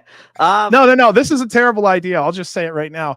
I thought it would be funny for them to have a family-friendly show, like an all-kid show for GCW. I would like to see what a hardcore match would look like. Would it be Legos? Would they even have one? These are the stupid thoughts that go through my head at 4 a.m, my friend. All the songs could be Kids Bop songs. To that. There's nothing to respond to. It was a stupid fucking thought. I just figured I'd throw it out there. All right. Emma would respect Jordan commentary. So here's the thing. Like, I didn't hear much of commentary because I kind of had it low. And like I said, I skipped a couple matches, but some of the, like, all the commentary that I heard on this night too was fantastic. Jordan was supposed to do. Yes, I heard Jordan was super excited. Like, he killed it. He brought the energy. So he killed the main event too. I'll get to there. It's nice to know the future's bright. I'll say that much. He had enough behind him that when he got on the mic in the first couple minutes, he commanded that he was going to be in the lead that night. And for people who understand what he's doing, I think he did a very good job. Excellent job, especially for his age, man. He's anchoring like that. The knowledge that he has to, especially for the West Coast talent, because of all the other shows, as someone saying, like the Prestige, the West Coast Pro, like he knows all these talents. He is able to tell other stories to us fans at home that we have no idea that these wrestlers had a little history or this or that. And like he kills it in that aspect. And with Emil, they bring different energies, and I think they play well off of each other. And normally, like oh my God, what's his name? Walker from New Japan, the commentary guy. I couldn't tell you that one. He does commentary. He does commentary for New Japan. I think his last name's Walker or first name's Walker or Stewart. Oh my goodness. I feel embarrassed. Walker Stewart. There we go. A great one. Okay, there we go. Yeah, exactly. Was he on commentary? Did I miss one of his matches? Did he actually make it on commentary? Because I don't remember hearing his voice, but I remember seeing him there. And I was just interested in because I like what little I did listen to, I didn't hear his voice, and I was just interested in that one. I don't think I did either, honestly. I don't remember hearing a different voice than usual. And anyone I heard that was out of the ordinary, I generally wrote him in. So I don't know. Oh, it said he was just there as a fan. No, sorry, Hentai. I was trying to read that message too. I didn't want to read it fully. I'm not trying to like hide your message or whatever. Like, we'll show it's not bad. I'll be honest. I felt the same way the first couple times I heard Jordan on commentary in GCW. I'm like, yeah, like him and Veda, I think were the same way. Like, I don't felt like they had the GCW energy and vibe and style, but I think they've absolutely killed it and learned it and bring it now. And I think they are both awesome and on commentary, valuable. And I think Jordan, like I said, it's cool. Like you don't have to like him. Like, I'm just saying, like I enjoy him because he brings that aspect for me. And some of this stuff that I try to watch as much wrestling as I can. I'm one of those sickos, but there's some stuff I miss, and it's cool to be hearing some of the stuff that I see on Twitter on commentary being told during this match, and it makes sense to me. And I like hearing those little tweaks there, and I feel it's really, like I said, rewarding as a fan. So as for that, I do like Jordan on that one. Okay, great one. I do have to show this one because I had the exact same thought. Your little Lego idea should have been pitched for the next settlement series. Oh man, that was my first thought too. I didn't want to say nothing because I wanted to move on. Oh my God, yeah, it was a terrible idea, but it was a funny one nonetheless. I just thought what would happen if GCW was put in maybe a predicament where they would do a some type of a charity show where they had to keep it clean. That's cool. Like for Christmas too, like to raise money. Yeah, that's cool. Yeah, I would be kind of curious to see, who would be Santa Claus, how would Effie come out, how, you know what I mean? How would these wrestlers kind of cater to a more fan-friendly, kid-centered crowd? Those fun shows were fun in Settlement Series. I liked they were kind of more kid-friendly, not too crazy, but I mean, they were different in a fun sort of entertaining way, not necessarily in ring and stories, but like what they were doing at each show was pretty cool. I enjoyed those themed kind of shows. And that's where we found out Effie was good on a microphone. Judge Effie. his commentary, Judge Effie is on commentary was absolutely awesome. Oh, that makes Green sense. Kane has finally entered. We waited. Walker. Oh my God, I'm way behind on chat here, man. We're good on time. We're good. John Ash, nice to meet you too. Okay, Walker was just hanging out there. Nice to meet you in LA. Reed, yeah, that makes sense. Yes, Ash, absolutely wonderful to meet you in LA. It was fun to see all the toys he's working with. Stackhouse, we had okay, I'm not gonna. Okay, maybe I don't remember the shows exactly. I know, like I said, some of the stuff. It was different stuff. Green Kane with the pop here. He's here. Green Kane. Green Kane. Much love, guys. All right, let's go into match number 1. GCW Highest in the Room 3. Starboy versus Man Like Doris. Starboy Charlie. Sorry. This was a bonus match. Unexpectedly great. Starboy had a good match last time against Scorpio Sky, averaging almost 15 minutes per match this year at GCW. That's something that should be mentioned. I had to re-sign my flag. He charged me $10 for my flag. I'm like, well, that's what you do. I told him later, I go, I've been putting you over for 2 years, bud. That's what you get for getting him after the show. He was in a rush, man. I talked to him before and then after a little bit too. Oh, but okay. I told him, I said, it's really sad because you've missed over 2 years of some of the kindest words that you would have received. And I told him, I said, if you get a chance, go back and listen to some of our episodes because, dude, we put you over like crazy. Like we really wanted to see you in America. And now we get to have that. I think he has listened to us. I could double check. He may have. I just off the top of my head, I'm like, hey, we're on the same team. Definitely want to get him on. Definitely. Is he announced for Hammerstein? I'd love to see him on Hammerstein. Him, Leon Slater. I know we always talk about. So I talked about him. I talked with him about Leon Slater, and he said that obviously they'll be working together as soon as they are booked that way. So I hope they can do Hammerstein at least. Oh my gosh, yeah. So here we are. Reed said he's not officially announced. But feels like he's like an Arizona regular, like he said, like every 3 shows. Fuego's like a hit. Stackhouse when he was there hit. Man, like Doris is absolutely hit there. Like it's cool seeing them at least being regulars at these kind of little loops in the tour. He's having more quality matches since we've seen him less. Mm-hmm. I don't know if it's just simple maturity or he's went out there and kind of sharpened his knife on other rocks. But whatever it is, he's come back better. I think he's done more character. Like I think more in-ring psychology and crowd work is what he's doing, like, especially when he's like some of these heel matches. I have that in my notes coming up here in this match. Like him working kind of as a heel, he has to work a different way, and it's been kind of cool seeing him grow in that way. That's what I've kind of seen that. Also, I wrote here, Starboy's chest was lit up because Doris was working him over. Anyone who saw this match live could hear that there was not only the slap on the chest, but that audible thump sound from when you hit something hollow, like the lungs. Starboy took a whole shit ton of those to the chest. And as the match goes along, you know how a bruise or something hurts and then someone slaps it again? I felt bad for Starboy after that one.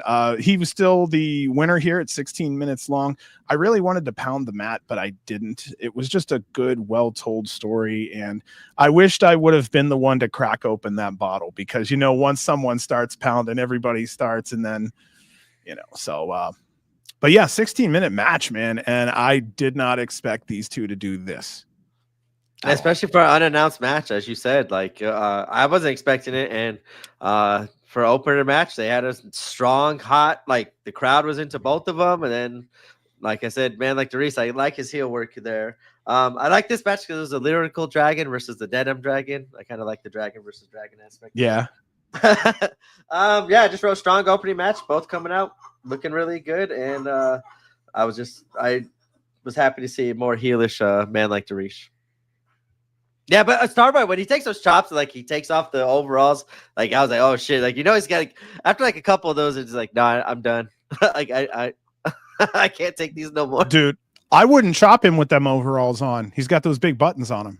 That's you know how much that shit would hurt. Yeah, that's. I think that someone tried that once. I think maybe they played it off that way. That'd be kind of smart. Mm-hmm. Like a cool little move. That's good. Yeah, not doing that. Sorry, Great Kane. I'm not even going. I disagree on that one. Sorry. Next match, surprisingly to me, match number 2. I thought this was absolutely going to be the main event, especially with what we're going to get into. Why not end the show that way? But whatever reason, yeah, I'm not going to complain. But match number 2, Effie versus Matt Cardona. All right, listeners, remember this date really, really well. December 3rd, 2023. That was the date that Jimmy lost the match and became a broski. That was it. What is your choice in Brooklyn? Also, the match where Bob Cardona sabooed a chair onto Jimmy's head and it stuck. He threw it loose and it opened easily. But that was when the entire contract began, and he had it for 1 year. So something that hasn't been answered yet is, Jimmy re-signed a new contract with Deathmatch Royalty, or is he just working on his own volition? That's something that hasn't been addressed now for over 2 weeks, and I'm really surprised with the way Cardona is so particular that hasn't been addressed yet. Any thoughts on that? Or you just feel like it just, it's kind of the wayside, we're supposed to forget. Reed, I'm gonna get to you on that one in a second. I don't know, because that could be something like GCW doesn't pay attention to, and of course us hardcore fans, right? Come on, like, yeah, give us a payoff. Like, if you're gonna make it a storyline, give us a payoff. And I just think maybe they just haven't gotten to it yet. Maybe they should have maybe addressed it some in like a passing kind of way a couple weeks ago, maybe heading into this date. I would have done it that way. I'm hoping it does lead to a payoff. Hammerstein, maybe, but I don't know. We'll talk Cardona later, where he's going to hang at Hammerstein in the balance, where that leaves Broski Jimmy. There's a lot of people that we don't know what's happening in Hammerstein. But I don't know. I would like to be rewarded as a fan, so maybe we'll get another hint dropped here soon, hopefully. But I don't know. For me, it's like, doesn't matter. It kind of makes sense for what's happening now. And if it just happens to go till Hammerstein and it's not the exact date, then whatever. Jimmy could have just been saying, like, he could use that into at the end. I was whatever. I wasn't doing your shit. Like, I was sabotaging you. I didn't sign a contract like for you to wrestle this person at Hammerstein. I don't work for you no more. You actually signed a contract for this person, and that's how we get he's wrestling. I don't know. They could be creative with some way to reward the fans. I just hope we do get some sort of justice here for Jimmy Lloyd, because I am agreeing with a lot of fans. I want to see him out of Deathmatch Royalty. I would like to see him hang in on this and fuck over Matt at Hammerstein and say, bitch, you should have counted your fucking days. I haven't been working for you for a long time, and I've been waiting for the perfect moment to fuck you back. And here it is.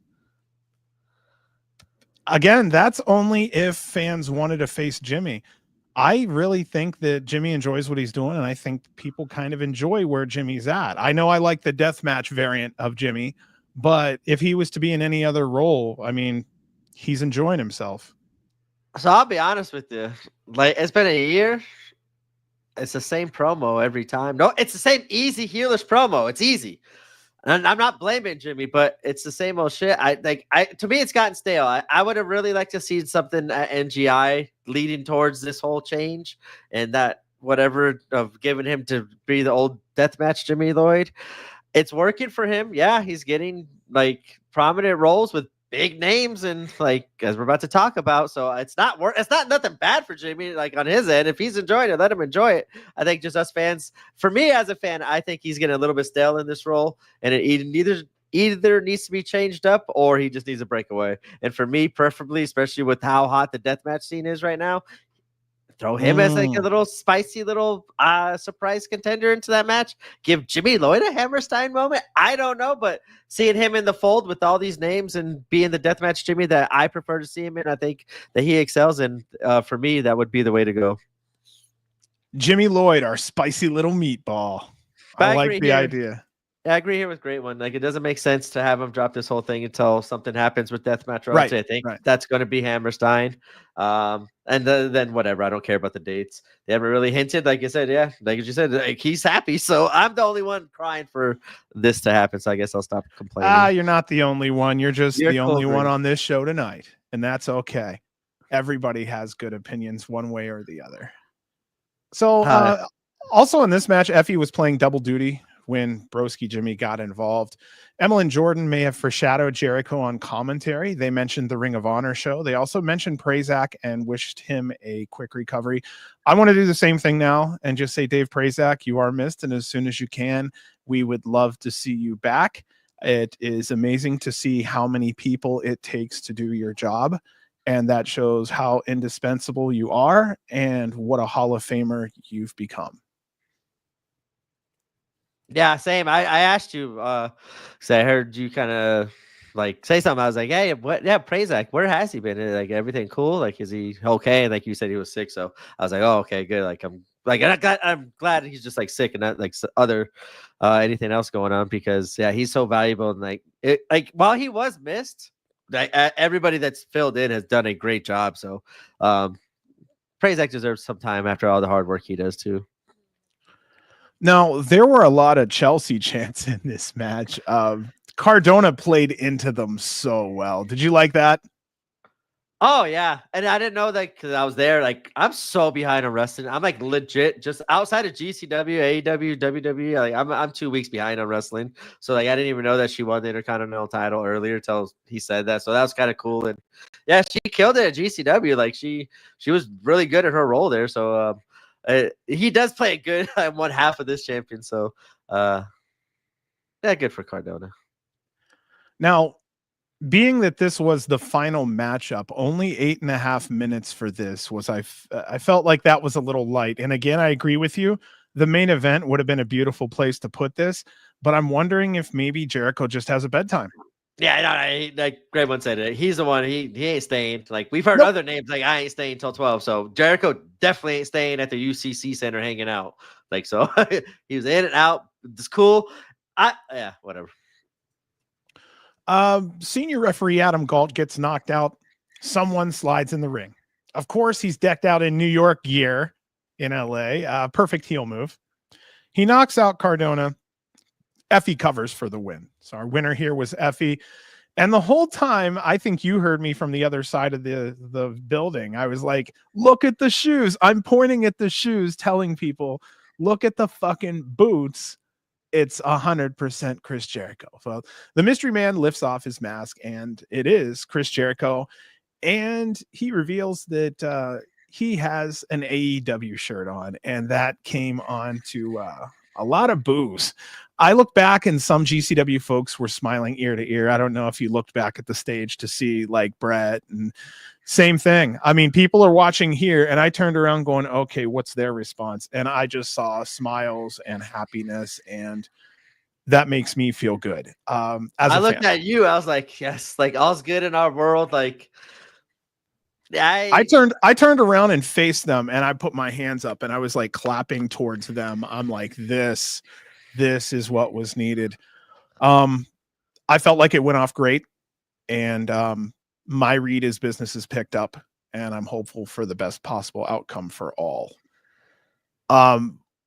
Okay, so we'll stop there for a minute. There's a lot to talk about here. You shaded some listeners' thoughts. Where do you want to start? Because this is a whole conversation. I can see that you highlighted them. I can't do anything else with them. I'll get down to there. Like, I think I'm just starting them because I think this is going to be a minute here. Yeah.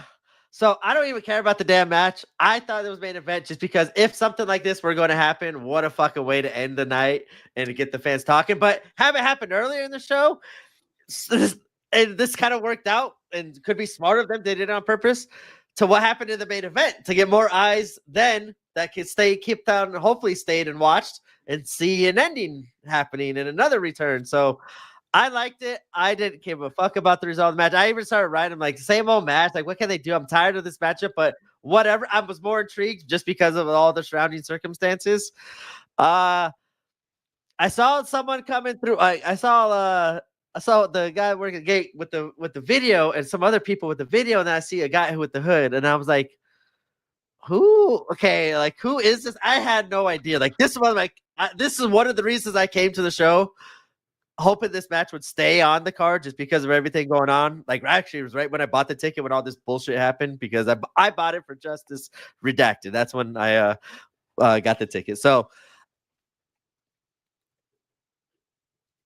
Jericho, dude, I saw the eyes. Like, I saw eyes. I'm like, that's Jericho. Then I looked at you, and I saw you pointing at the shoes, and I saw the shoes, and the guy next to me goes, who is that? I'm like, it's Jericho. He's like, no way. I'm like, look at the shoes. Like, the shoes is a better giveaway than the eyes. I just saw the eyes.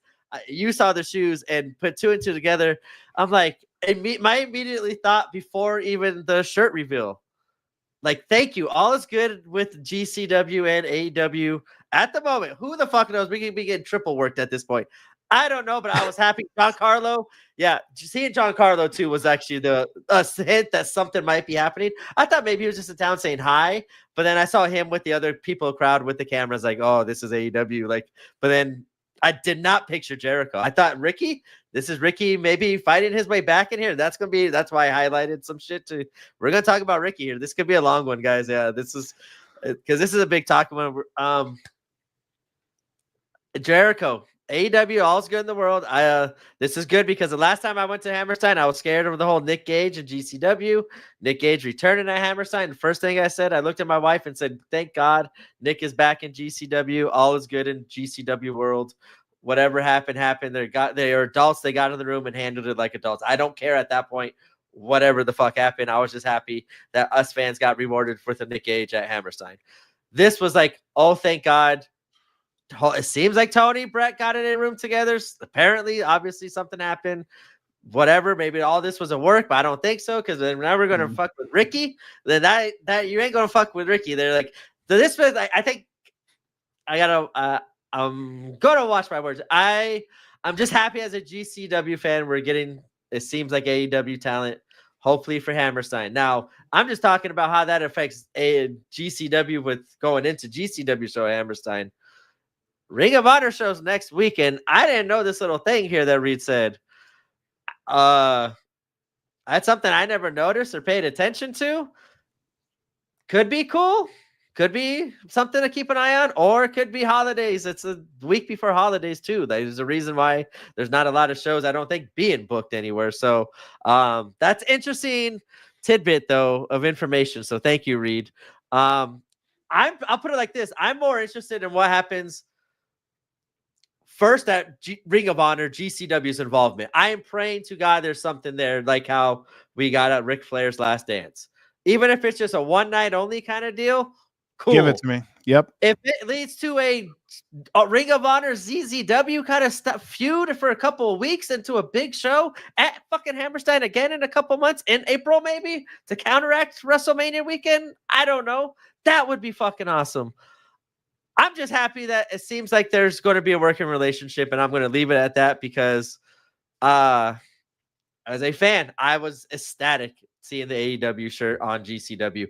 And I think now, just going into that Ring of Honor, what they could do to GCW Hammerstein show, that's good. That's another conversation we could have, but all's happy in the world. This is the first time I think we could be happy and kind of take a deep breath. I think I felt like a sigh of relief, like, oh, I don't have to worry about GCW being shit on and like yelled at and being blamed for all these things and FE being blamed. Like right now, I don't think there's obviously no one's to blame. There is a working relationship. So there's one person getting screwed right now. That's Ricky Starks. And that sucks and unfortunate, but hopefully that can be amended with a Hammerstein for Cardona. Ricky showing up and screwing Cardona and leading the GCW charge because he kind of made that promo saying I was here back then. I don't know. What's your thoughts? I'm done rambling. I got a lot of thoughts, so I want to listen now, and I got to read the chat while you listen here because sure. Chat's going crazy. So at one time, I wanted to see GCW versus House of Glory, And the reason why I said that was because GCW and the House of Glory share talent. Excuse me. I don't mean that in some weird way. I'm just saying the talent works at both companies, which means if there was an invasion and some type of a medium to long term story, you wouldn't know who's really working for House of Glory or GCW until they presented themselves as such, which means we could have Face Mason over here, and then one day he turns and we found out the whole time he was Team House of Glory. There's a lot of things that could happen here. We have Masha Slamovich. Yeah, so I'll look at it this way. I would look at the House of Glory GCW situation just the same as I would look at Ring of Honor GCW situation. You have people like Blake Christian and others who do regularly work over there at Ring of Honor, and the virus may already be inside the body. We don't exactly know if the invasion is already here. Blake could be working right now as a character that is a Ring of Honor character, and that's why we're not seeing the regular Blake. This new Blake could be a sleeper. Now, this is going way too far, but I'm just saying, as two companies share talent, there is a beautiful gray line there that's nice and thick where you can play with the storylines and create months worth of, I don't know what a better way to put it, just cooperation. Months of cooperation and guessing. And honestly, like you were saying last week, we need some unpredictability. Everything we see primarily, we know where the ending is going to go if it's an important match. Things need to change in that aspect. And I will say also that if I knew that GCW would have some type of a situation going into Ring of Honor, I'd buy the show. I already have it. I'm watching it anyway, but I'm way more interested in that show now just because of GCW's involvement. That's what I'm going to say. My next statement. I'm not just being a GCW fan, and I think a lot of, unless you're a hardcore Ring of Honor, you have the thing. GCW and Ring of Honor right now as a promotion are about equal. There's a lot more GCW talent that I would prefer to see on Ring of Honor programming than I would see them on Ring of Honor program. Like there's like some I think that need to be on the indies more, that they're getting different chances. And I'm not blaming them and saying that's a bad thing. This is my preference, but I think right now if we're equal, let's put 2 and 2 together and do some cool things. We see partnerships working out. That, like, if you're cool enough to let bygones be bygones or whatever, with all these talent that we're already sharing and calling independent independent contractors, if we could put just 2 things to make 2 cool shows at the same venue, now you take ownership of New York. Both companies, like you now have ownership of the New York area, Northeast area, obviously GCW's territory. Ring of Honor needs to find something like these big venues and being shown with 50 fans in the arena. Like I'm one of those fans in the arena, staying to see these Ring of Honor shows. Everybody leaves because it's over. It's after a 3-hour show. I'm seeing Ring of Honor. No offense, like that's the talent I'm not going to stay a 4th hour for. You throw some of that GCW talent in, yes, I'm more excited to see different styles and bring a different version of wrestling. So if these 2 could work together, magic could be happening. And I really think, as you said, an invasion angle would be kind of cool, or working from within, as we got Blake Christian and Blingo. Hold on. That is a character we need to see. That might be the worst one we've ever done to mash up there. Blingo. No. I want to see Blingo Loco. I'm honest with you. Funny. Yeah, so but Blake Christian, Gringo Loco. Oh my God, Loco. I'm just gonna shut up. But I think it's a lot of cool stuff. I'm gonna catch up on chat again. Your turn. No, we're good there. Yeah, go ahead. Just because they're sick fucks, how many AEW fans do you think were happy that Effie got knocked down by Jericho? You know, there were probably 1 or 2. Like, sorry, I said, what did you say? I said, knowing how AEW fans are, do you think any of them were happy that Effie got knocked down by the aluminum bat? Oh yeah, you know what I mean. Like, but like at the same time, like, haha, oh shit, we were wrong. What the hell? They're working together. I don't know. It's a cool feeling to, as a wrestling fan. Like that was a very cool feeling to be there. That was a special moment, and I'm just hoping we use it as a special moment, not a one-time only, like how we saw, what's his name, MJF's guys mess up Moxley and Gage's match. Like that was a one-time. Like I hope it's not one of those things. It could be, and then no. That was like, hey, that shows like, hey, we're cool. Like, yeah, we're cool, but watch it next time kind of thing. Having people show up to end the Gage Mox match was definitely not a sign of trust. But anyway, it looks like to me and my read, and we're just going to go off of what we've done here publicly and whatnot. Brett was stressed. He came on here and he had a very difficult conversation with us that isn't always happy to have, especially with that situation that got dumped on him. Let's be honest. If you were in his shoes, how would you have handled that situation? So I think personally, my read here is that cooler heads were able to just talk with each other. I don't know at what level, but I feel like both of them had a chance to talk through intermediaries and be able to get on the agreement that controversy creates cash. And right now, both could use controversy and cash.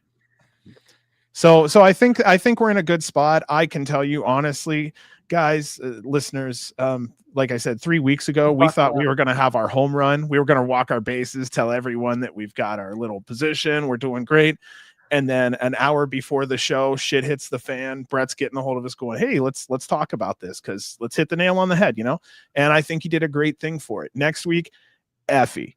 And you know how that was, because it was so stressful and there was 100 different arrows pointed in our direction. And a good thing to say about you and I, Brant, none of the arrows were about us. Like, we were so, what was a good word for it? We were neutral and out of the way enough to where people weren't up our asses as somebody who tries to steer a conversation this way or that way.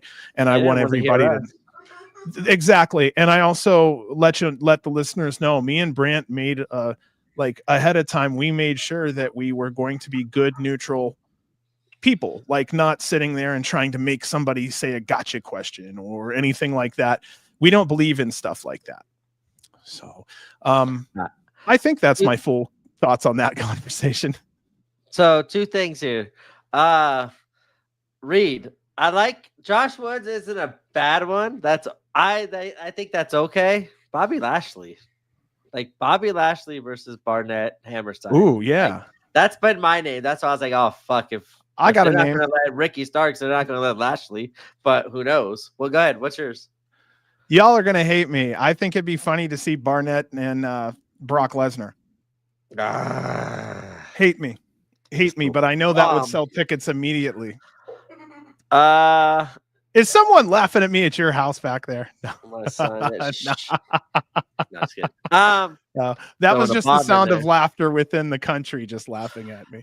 So here's my thing with Ricky Starks. He's the one getting screwed here. It sucks. Maybe I don't want to speculate on it anymore, because obviously we're all fucking ignorant on this stuff, and his business is his business. And if he ain't bitching about it, why the fuck am I going to bitch about it? But I think, in my opinion, he's the one that got screwed out of everybody in this whole situation. But there's an easy way to bring him back. Cardona, he screws over Cardona or Jericho, whatever. That Hammerstein, or he screws over Cardona there, and then that leads to Cardona versus Ricky at our Hammerstein, and I'm cool with that match. If that's my way, I would bring Ricky back. But if he can't work there, he can't work here, and I'm not going to speculate or talk about it. Other than that's what I would book him if I wanted to bring him back.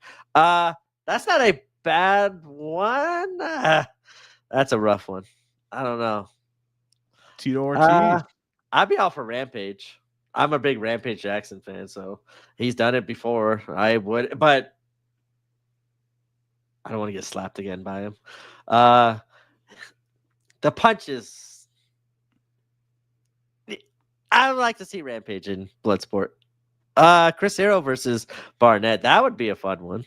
He's a big boy too. Him and Barnett would face off nicely, I think. His first warning. MMA legend Tito Ortiz, August 1. So yeah, also what's that? What's this one here?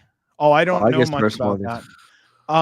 I was just mentioning Queers and Melchior just said, and Willie Mack wasn't pulled from a yes. So Willie was also pulled. So right now, the way I'm looking at it, preliminary, and again, they look like they got screwed, quote unquote, but something tells me there's greater to this. I just don't know what that greater is yet. We also have to. Oh, go ahead. No, go. I was just going to say, we have to remember, if anybody's listened to this show, they know that sometimes 50 to 60% of the talent on any given AEW pay-per-view is previous GCW talent. So this also makes sense from the fact that Orange Cassidy's fought with half of the GCW talent. Jungle Boy's fought with half of the GCW talent. These folks have also been GCW talent. And nobody's doing deathmatch like we are on the larger scene. So we could be bringing a little bit of edge to a company that's been wanting to have edge for a while and not been able to capture it completely. I don't know. I like the idea. I think it's good for both companies, and most of the wrestlers involved are familiar with each other. They've been working together for the last 5 to 8 years anyway. Yeah, I just a business idea just came on my mind, but I don't even want to speculate that. No, I don't know. It's better than Kids Bop. It's better than my Kids Bop. I don't know shit about business wise, but like I don't. Well, I was gonna say something else though. We were just talking about. What were you just saying? Sorry. We just squirreled into 100 different spots. I was just talking about how AEW and Ring of Honor, they share talent more than most people know, and that could blur the lines, and how most talent's already familiar with each other to begin with. So putting on some type of a collaboration show shouldn't be much of a stress. And if anything, they should be able to put on a better show being more familiar with each other. Just because someone works for a company doesn't mean the wrestlers aren't talking to each other, because it's really funny. People think that the minute they start working for WWE, they just get rid of their professional contacts, which is fucking hilarious.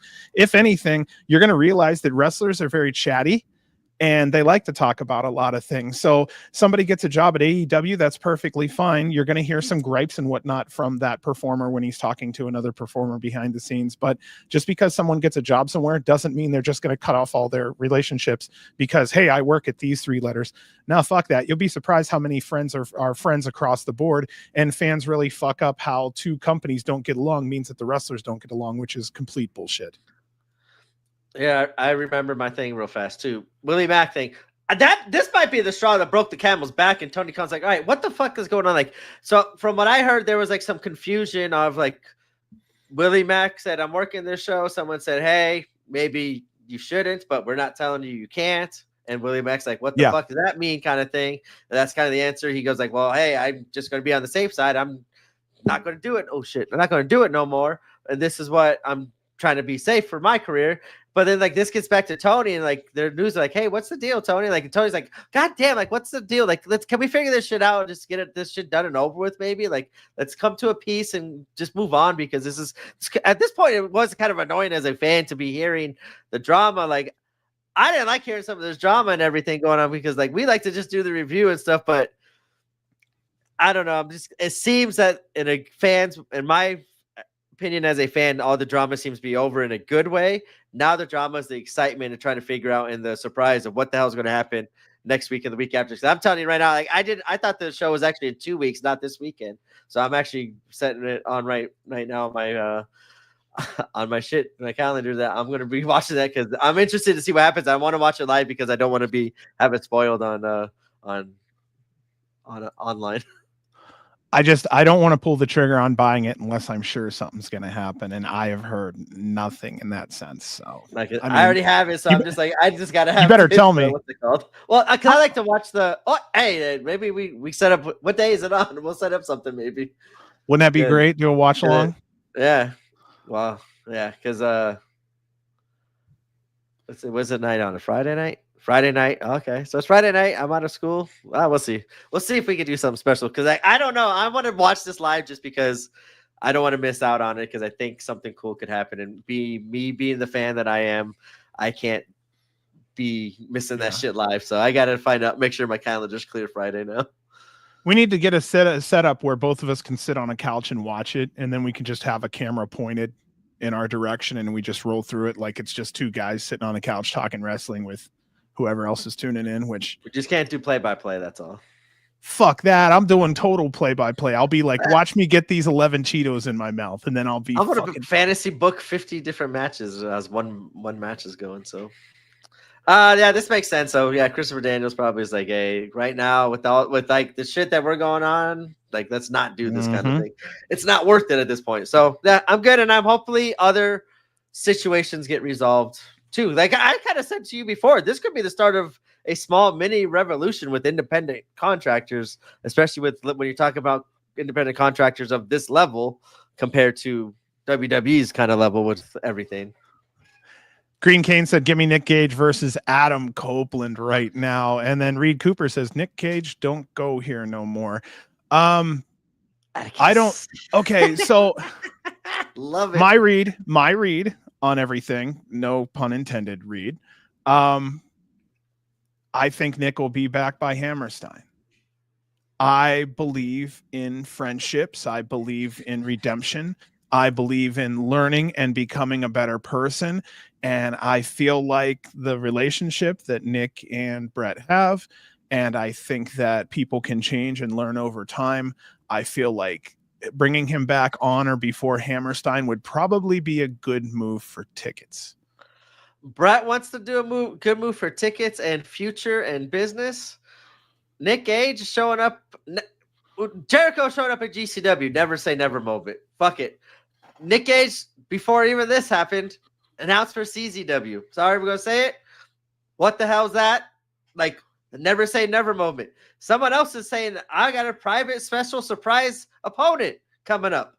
Maybe it's Nick Gage. Maybe while Brett's working with Ring of Honor is mending some other fences and having the, hey, let's all make business together and do good shit just all together for the wrestling world. I know I'm thinking extreme big picture there, but I don't know. It's with the Nick Gage and everything else and Jericho showing back up, never say never. So who knows with him? I believe in the best. I believe in the most positive thing to come out of everything. And yes, I was seeing here where you're saying, Rude, about how he's taking on Beyond, or he's taking on, dude has to work. You know what I mean? You got to make money. And again, I have to say it, with wrestling, with wrestlers, it's not as much about battle lines as people believe. Sometimes it's, hey, I am offering you X amount of money to show up and do what you love to do. Would you like to do it here for X amount of money? It's yes, no, or maybe there's a little, I don't know. Go ahead, Bud. I was just going to follow up on Kev here. Like, I don't think WWE, I don't think Triple H has that mentality. Like, we're so far up here at this point that we don't care what happens down here, but we want to be involved in it and be interested and be in the know-how. So that way we have the eye on the next talent and can provide the next talent resources to provide us the next thing. Like, I don't think they give a fuck what is going on down here, down low. Obviously, if they're mentioning all these other different companies' names anyway, they don't care. That's just my opinion on it too. Who knows? Maybe I'm completely wrong on that too. I think this is a tit for tat. There was a point where AEW was buying up all the independent talent. They were trying to choke WWE of any of the possible talent for the next 3 to 5 years. This was a concerted effort by AEW at one time. They were bolstering their roster. They were trying to basically have a monopoly on the independent scene. WWE's reaction was that we're going to start talking to collegiate athletes and we're going to start making stars that way. Now it seems like WWE's answer to getting into the independent scene, because Ring of Honor, AEW is really sucking up, TNA is sucking up a lot of talent that generally would be on the independent scene. That's WWE sending out their tentacles. And I don't mean that in a bad way. This is just them branching out the tree to the independents and going, you know what? We're now taking back the industry that was ours. If you think you're going to choke us out, you're wrong. So if anything, all I can see at minimum is this is WWE putting their stamp on some of the younger cats before they end up going higher up the food chain. Yep.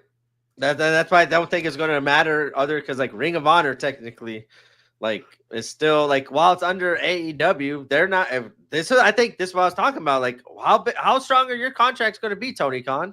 Are you going to lock them down and pay them and just keep them just you two?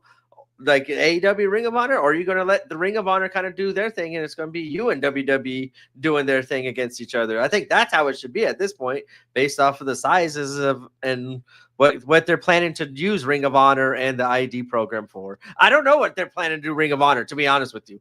Like, well, I don't know. I would be using it to build up GC Alec Prices, Jordan Olivers, Nick Waynes, Marcus Mathers, Jack Cartwheel, all these young. I would be creating the new Ring of Honor with the independent talent, and use your Griff Garrisons, your I don't know. Some of the talent, I do like the veteran talent because you need the name value, and they're still really good too to do that. I would be sending the Griff Garrisons and stuff to the independents to go work with other people from other companies and learn and get better and do better stuff, like get better at their style. So I just have a different vision what AEW could use Ring of Honor for, and that's why I would like maybe this partnership or whatever to possibly turn into, and that's why I'm excited to see what happens Friday. Or I could be horribly disappointed and be paying $10 a month to watch Griff Garrison on my I hate to say Griff Garrison's name, it's just a name like for me it's not for me, but he's grown too. But for me, I'd rather see an Alec Price fly around the ring, a Cole Radrick be a tag team more than, like, let's say some, I don't even want to say names no more, but there I prefer some other names in GCW to work a Ring of Honor style that could benefit more Ring of Honor, what you want to do with it. I like how they're using like the Ring of Honor showing old matches and old matches during their current shows to kind of promote Hammerstein a little bit. They're promoting it in a totally different style. Like, I'm more interested in watching the Samoa Joe Chris Hero match more than I am watching the main event of what you just put on. But I get to see Commander versus Hechicero. That's a cool looking matchup on Ring of Honor. So I don't know. Like, I'm in a mix with Ring of Honor and what they could be doing. Why am I talking Ring of Honor so much? It's fine. It's part of the show. My hopes for GCW initially was to have the cult following of ECW have more of the wrestling and stigma. I don't know if a stigma is a good word for it, but have that air of PWG and Ring of Honor. And I would love to have a place where we always go to see GCW, just like PWG always had. You know, I'd love to see, like we had the carousel room where the lights turn on, you know exactly where the hell you're at. But yeah, my hopes for GCW at one time was to have that cult ECW PWG style following with the fans that just were the hardcores, and then you just let the wrestlers show the fuck out.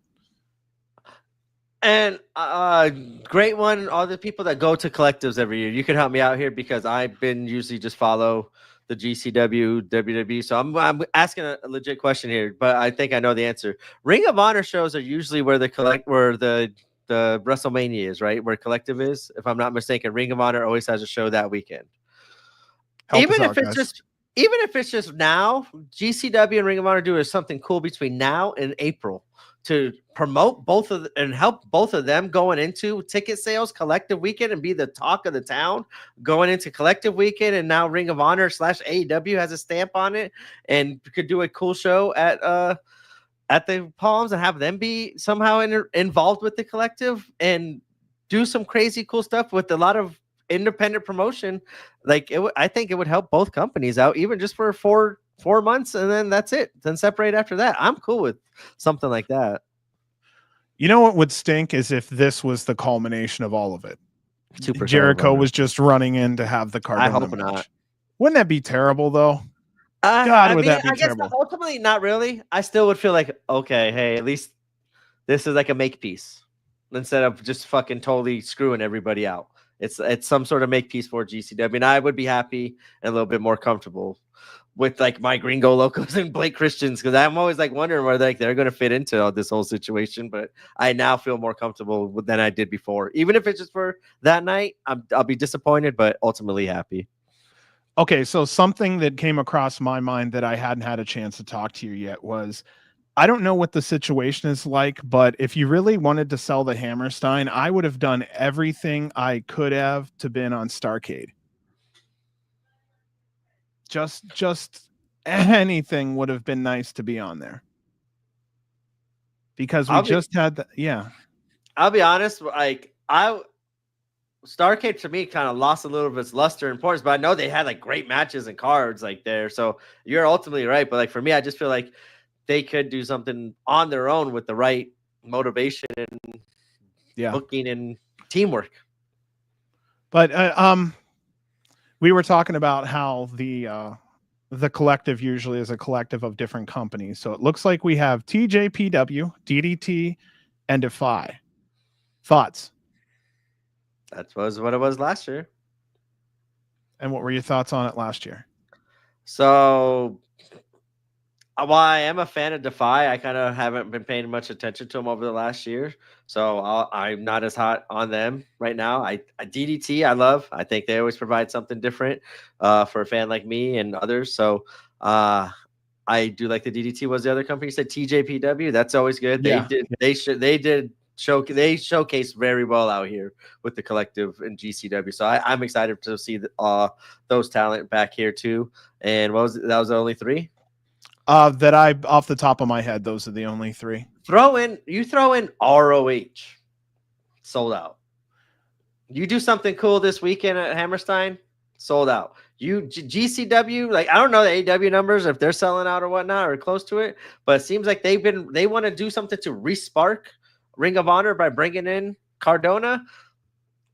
Do something cool. Start selling Ring of Honor out. Make it its own little base and do what fans have been asking for, smaller venues and make it more intimate and give, like, it makes it look better. And we said that, seen that at GCW, like the Mesa and UCC, like make it more intimate. Do something. It doesn't have to be like one of those venues, but do like a 2,000 person venue and sell that thing out and have it look cool and do some better promotion for Ring of Honor. I think it'd be good business for, I think, everyone around, but it just depends on how much ball Tony wants to put into Ring of Honor. And I'll be the asshole because everybody knows that this is where I'm not interested in Japanese wrestling. So for me, it's kind of the weekend for me is going to be mostly GCW based more than anything else. Yeah. It's just not for me. A Defy specific show right now, it does not spark my interest at all right now. And this is no offense, like just and personally for me, none. Like I'm trying to think of another quote unquote promotion. Like I mean, FSW's got to be thrown on there. I'd throw FSW more than Defy right now. Really? Yeah. Wow. I mean, it's a local. It's the biggest local one out here. Yeah. Yeah. Reed is saying the same thing. DDT and TJPW are not a. Okay, never said this before. This is going to be my statement, I think, of the night. GCW started to go downhill in one area by the fans' thoughts around the same time that companies like DDT became connected to GCW. See, we traded some deathmatch for like guys having their bare asses out and making chomping, or people sticking their noses in people's assholes. Now, some may like that, and that's perfectly fine because a lot of this is all about variety. But when you're trading gusset plates for sticking fingers and noses in people's assholes, maybe that's why you're not being taken as seriously by everyone else in the industry. And I don't know how many people that have a regular TV contract would want their talent to come down here so that they could have an excellent match and then 2 shows later or 2 matches later have their nose in someone's asshole. And then they wonder why people won't work with us. Maybe it's because the shitty humor is not that great and it only caters to a small amount of fans and there's not that many. So for the sake of looking like cheap humor or toilet, whatever it is, you're getting a cheap pop out of maybe 500 people and the other who knows how many hundreds of fans or wrestling fans are going, what the fuck was that? So, and again, this is me just being tough. This is me being tough. Go ahead. No. I'm just being fair because I know that you're more on the other side of it. So I just wanted to just kind of be maybe a little rough with it. Having DDT was kind of the start of us having the shitty joke humor wrestling instead of taking ourselves seriously. And here's where we are today, where I personally don't want to see much of the DDT wrestlers outside of maybe a couple of them, because honestly, I'm just see right there. Give me June, but don't give me all the rest of the stupid bullshit. If I want to see wrestling, I want to see wrestling. If it's a variety show, fine. That's why I'm not going to DDT, and that's why I'm not giving my front row money. I just don't want to take my family to go watch some shitty humor. I'll watch it at home for $5, $7 a month, and then I'll put my money towards spring break and some of the bigger shows. I'm about to say To be wrestling's fair. done a lot of stupid shit. That's my only Absolutely. defense. Is like, hey, every company has done a lot of stupid shit throughout its time. So, I yeah, agree. I'm Agree. on the other side, but I get what you're saying. Like, there's sometimes too, it's like, oh, okay, I can only take so much of like whatever. Like, I feel like that with any style of wrestling. There's only so much blood sport I could take. On a blood like Agree. there's only so Agree. much. Like this goes for everything. It's not just specifically DDT or any other company or Yeah. style of wrestling for me. Then I think similar for you. It's not just that one. It goes for everything. But like, hey, if it's not for me, it's for everybody because it does sell out and it does good numbers. Like I said, I was at that DDT show and I was shocked about how many, like, even like at the other shows before the DDT show, there was like a bunch of DDT fans there in their gear and like specifically for the DDT company and stuff, like for the wrestlers. So I thought that was like cool, like seeing how well they travel too. And like it's obviously it's for them, and that's fine. That's cool. It doesn't have to be for you. It doesn't have to be for me. Like I enjoy it, but I get everybody else's opinion too. That's all good. I always say they don't do it for me. They do it for everyone. Yep. Nah, it's this shit ain't. They don't do this shit for John in Las Vegas.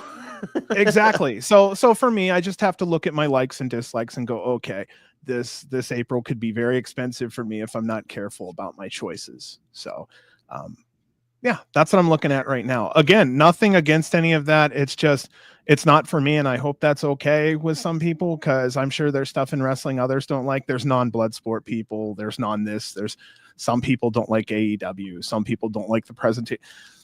This is just me. I really do feel like if GCW wanted to be taken seriously, they should have maybe not made this move. That's an opinion.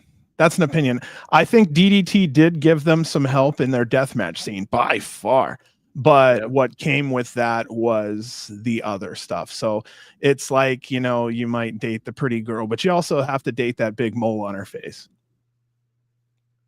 It's fucking stupid. Sorry. No, it's perfectly fine. Wow, we gave a lot of opinions on that one, didn't we? Thank you, Jericho. Thank you, AEW. Thank you, Brett. Thank you, Tony Khan. Hopefully, we got some cool stuff on the horizon. Controversy creates cash. All right. Let's go into, here we go. Match number 3. Sorry about that, everyone. Here we go. No, that was a great talk. Yeah, I knew it would be going on here, but we got a lot more still to talk about. Next match, Sidney Akeem versus Fuego del Sol. Sidney Akeem walks into this match 16-0. Fuego has wrestled 18 matches at GCW this year, wrestled a total of 8 matches at Ring of Honor and AEW. So he's actually wrestled 10 more matches at GCW than he has at AEW and Ring of Honor combined. Also, Fuego recently achieved his 3rd year anniversary with GCW. His first match was December 4th, 2021 at So Alive. He was in a 6-way scramble with, listen to this crew: Deranged, Drago Kid, Gringo Loco, Nick Wayne, and Sam Stackhouse. Look at that fucking scramble. This would have made for a great cruiserweight title match. I just was watching Sidney and Fuego do their thing, and I'm like, damn, if we just had a bigger pedestal for those two. This was just as athletic, acrobatic, and exciting as anyone would have expected here. Sidney Akeem won with the final act, and he is now sitting at 17-0. What were your thoughts on this one?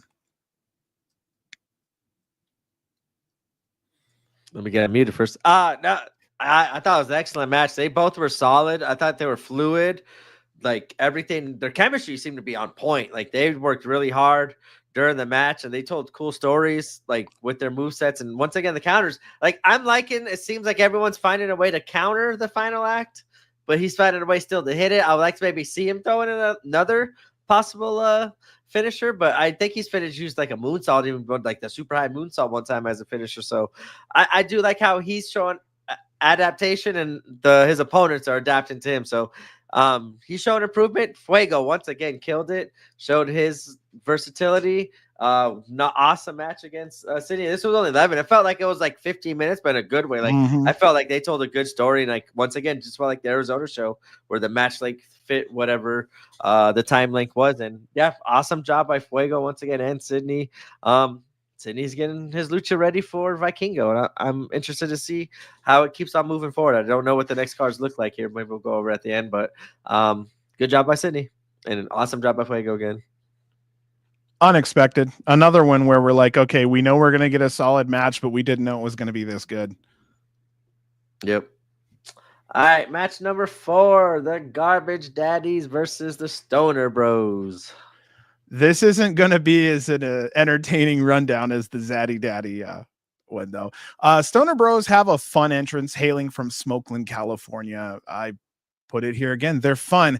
And as I said before, you know what you're getting with the Stoner Bros. They know themselves, and everything they do is solid. If you have a young group like the Garbage Daddies, I feel like they're in good hands with the Stoner Bros. Crowd are chanting "pass that shit" as the Daddy and Stoners are sharing joints. The Daddies have also been adding a lot of new double team offensive moves. I appreciate all the effort going into that. A very quick 6.5 minute match here. Our winners were the Garbage Daddies, which is another feather in their cap on the way to their championship match at the Hammerstein. I agree with you right here, Reed. Rick and Scott are my boys. They have been awesome. Yes. Yeah, I have quickly grown on them. They're just entertaining. I don't care if it's 6 minutes or not. Like, they're in and out, but it's fun. Their energy is awesome. They're like, they have a good look. Like they do, like the Steiners, they kind of like have their moveset. I like how like when he goes off the second rope and rolls into a power slam, like I love that move that he does. I don't know which one. Like I forgot it was Jordan Castle, so I'm gonna mess it up. Rick and Scott and Rick. Like I'm the same way. I don't know who's who. Like, but man, they're awesome. I love them. Like even if it's just West Coast, sprinkle them in. I love seeing them. They, as you were saying, that they were great opponents for the Garbage Daddies.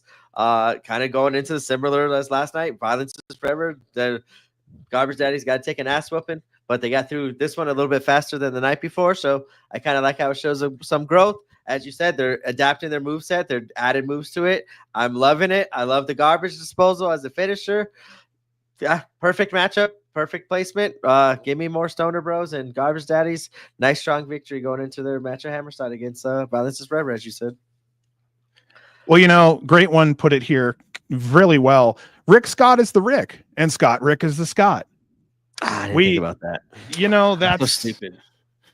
Da humbug. Well, they did pass that thing right by me, and I had to move out of the way because I had to drive for like about another hour after the show.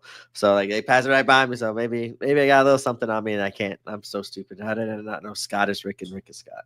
Dude, I was nailing the fuck out of my vape pen. I'm like, if there's going to be a time to create a cloud and not be in trouble, now is the time to do it. So I'm like sitting there going, just. It was funny. The guy behind us was like, yeah, what's us? Like everyone else all passed, and it was pretty funny.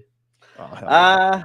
All right, next match is a 3-way match as Brooke Havoc and Sarah Zacher go against a Dulce Tormenta, who was added to this match, as I said previously. I think it's also off her performance, but Arizona, she definitely killed it. And I'll let you do the first review. Perfect. I'm just going to tell everybody I was a little more in depth on this one. I don't know why, but I felt like really tearing into this match. Dulce, 27 years old. The music has a Dulce chant built in. It's also like Stackhouse's music. If you listen to his entrance, it also has a Stack House. Same one with Dulce. Zara Zacher, 22 years old. This was my first time seeing her live.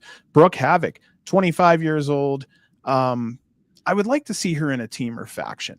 And if she wants to see continued success, I'd like to see her in a possible storyline as a face, maybe get her on the mic for a minute. For some reason, she seems like the cool chick I knew in high school that would listen to like music with me. I don't even know what that means, but that kind of feels like the vibe. I don't even know why. She's just like she'd be fun to talk to. That's just how it is. The average age of wrestlers in this ring was 24 and a half years old. I don't have numbers on Chad Rico, but he was the officiator here, and I think he also is quite a young guy. I haven't touched on Rico for a while. I just want to say the guy's great at his job. Being young, he has a lot of years ahead of him. Great attitude, and I see him doing well for himself as he continues to grow. Early in the match, Brooke's showmanship set her apart from her two opponents.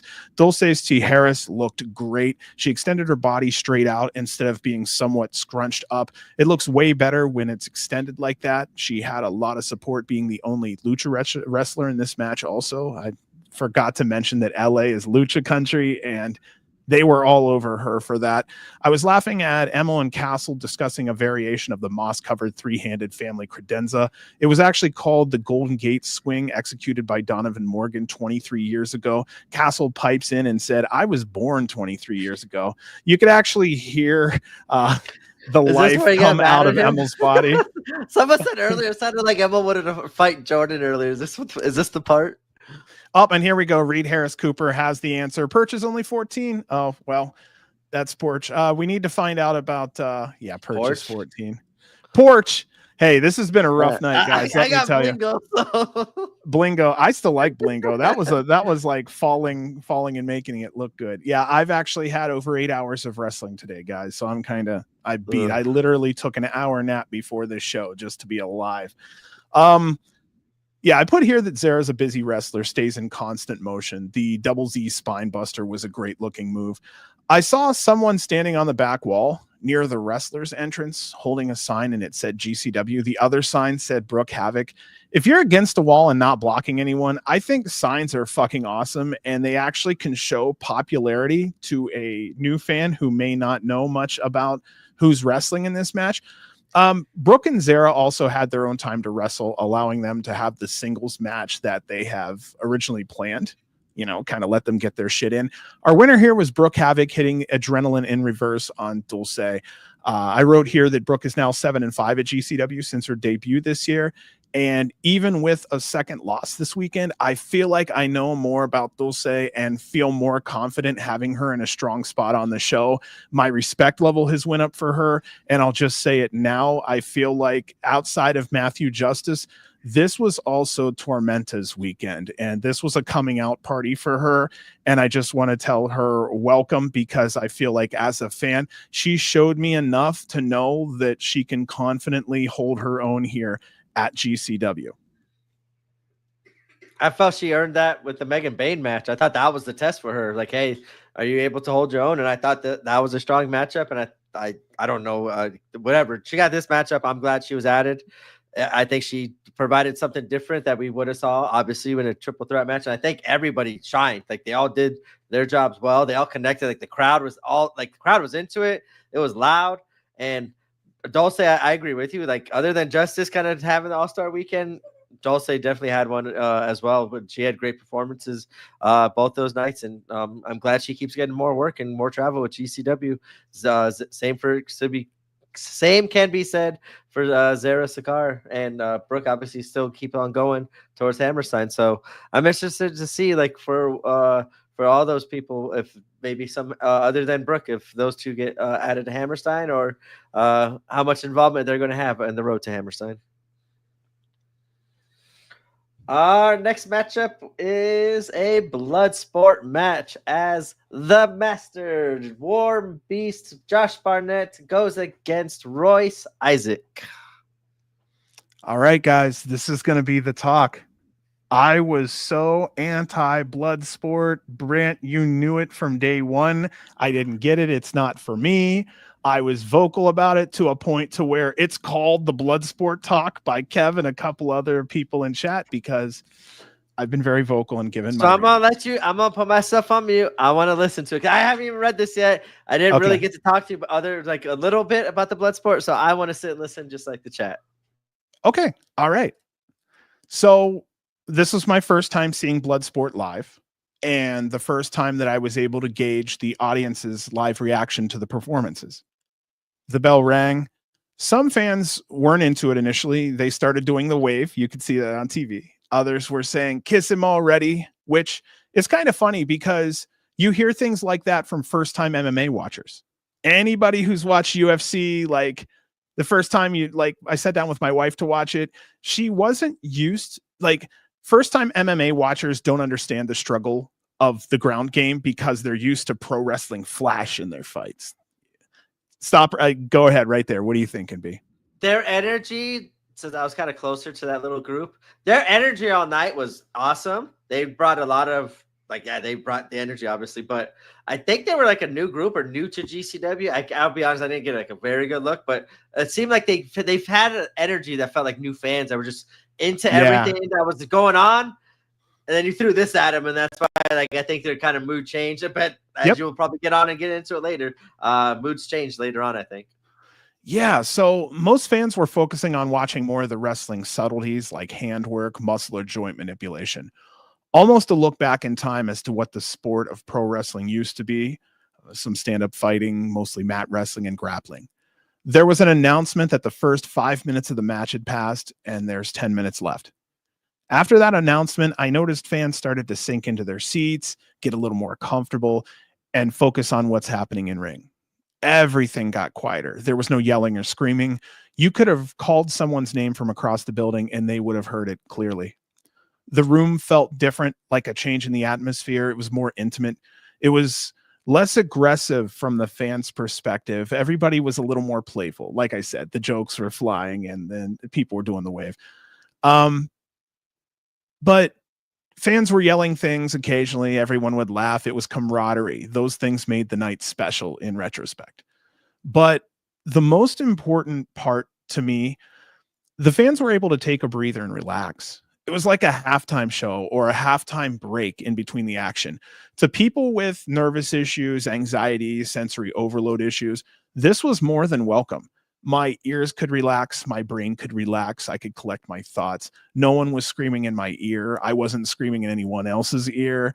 We're almost 2 hours in, and everyone is shaken from the barrage of the first round of adrenaline that GCW gave us. So I think I have changed my mind. I feel like I see where in a live setting it could really center things and bring things back to a fine point.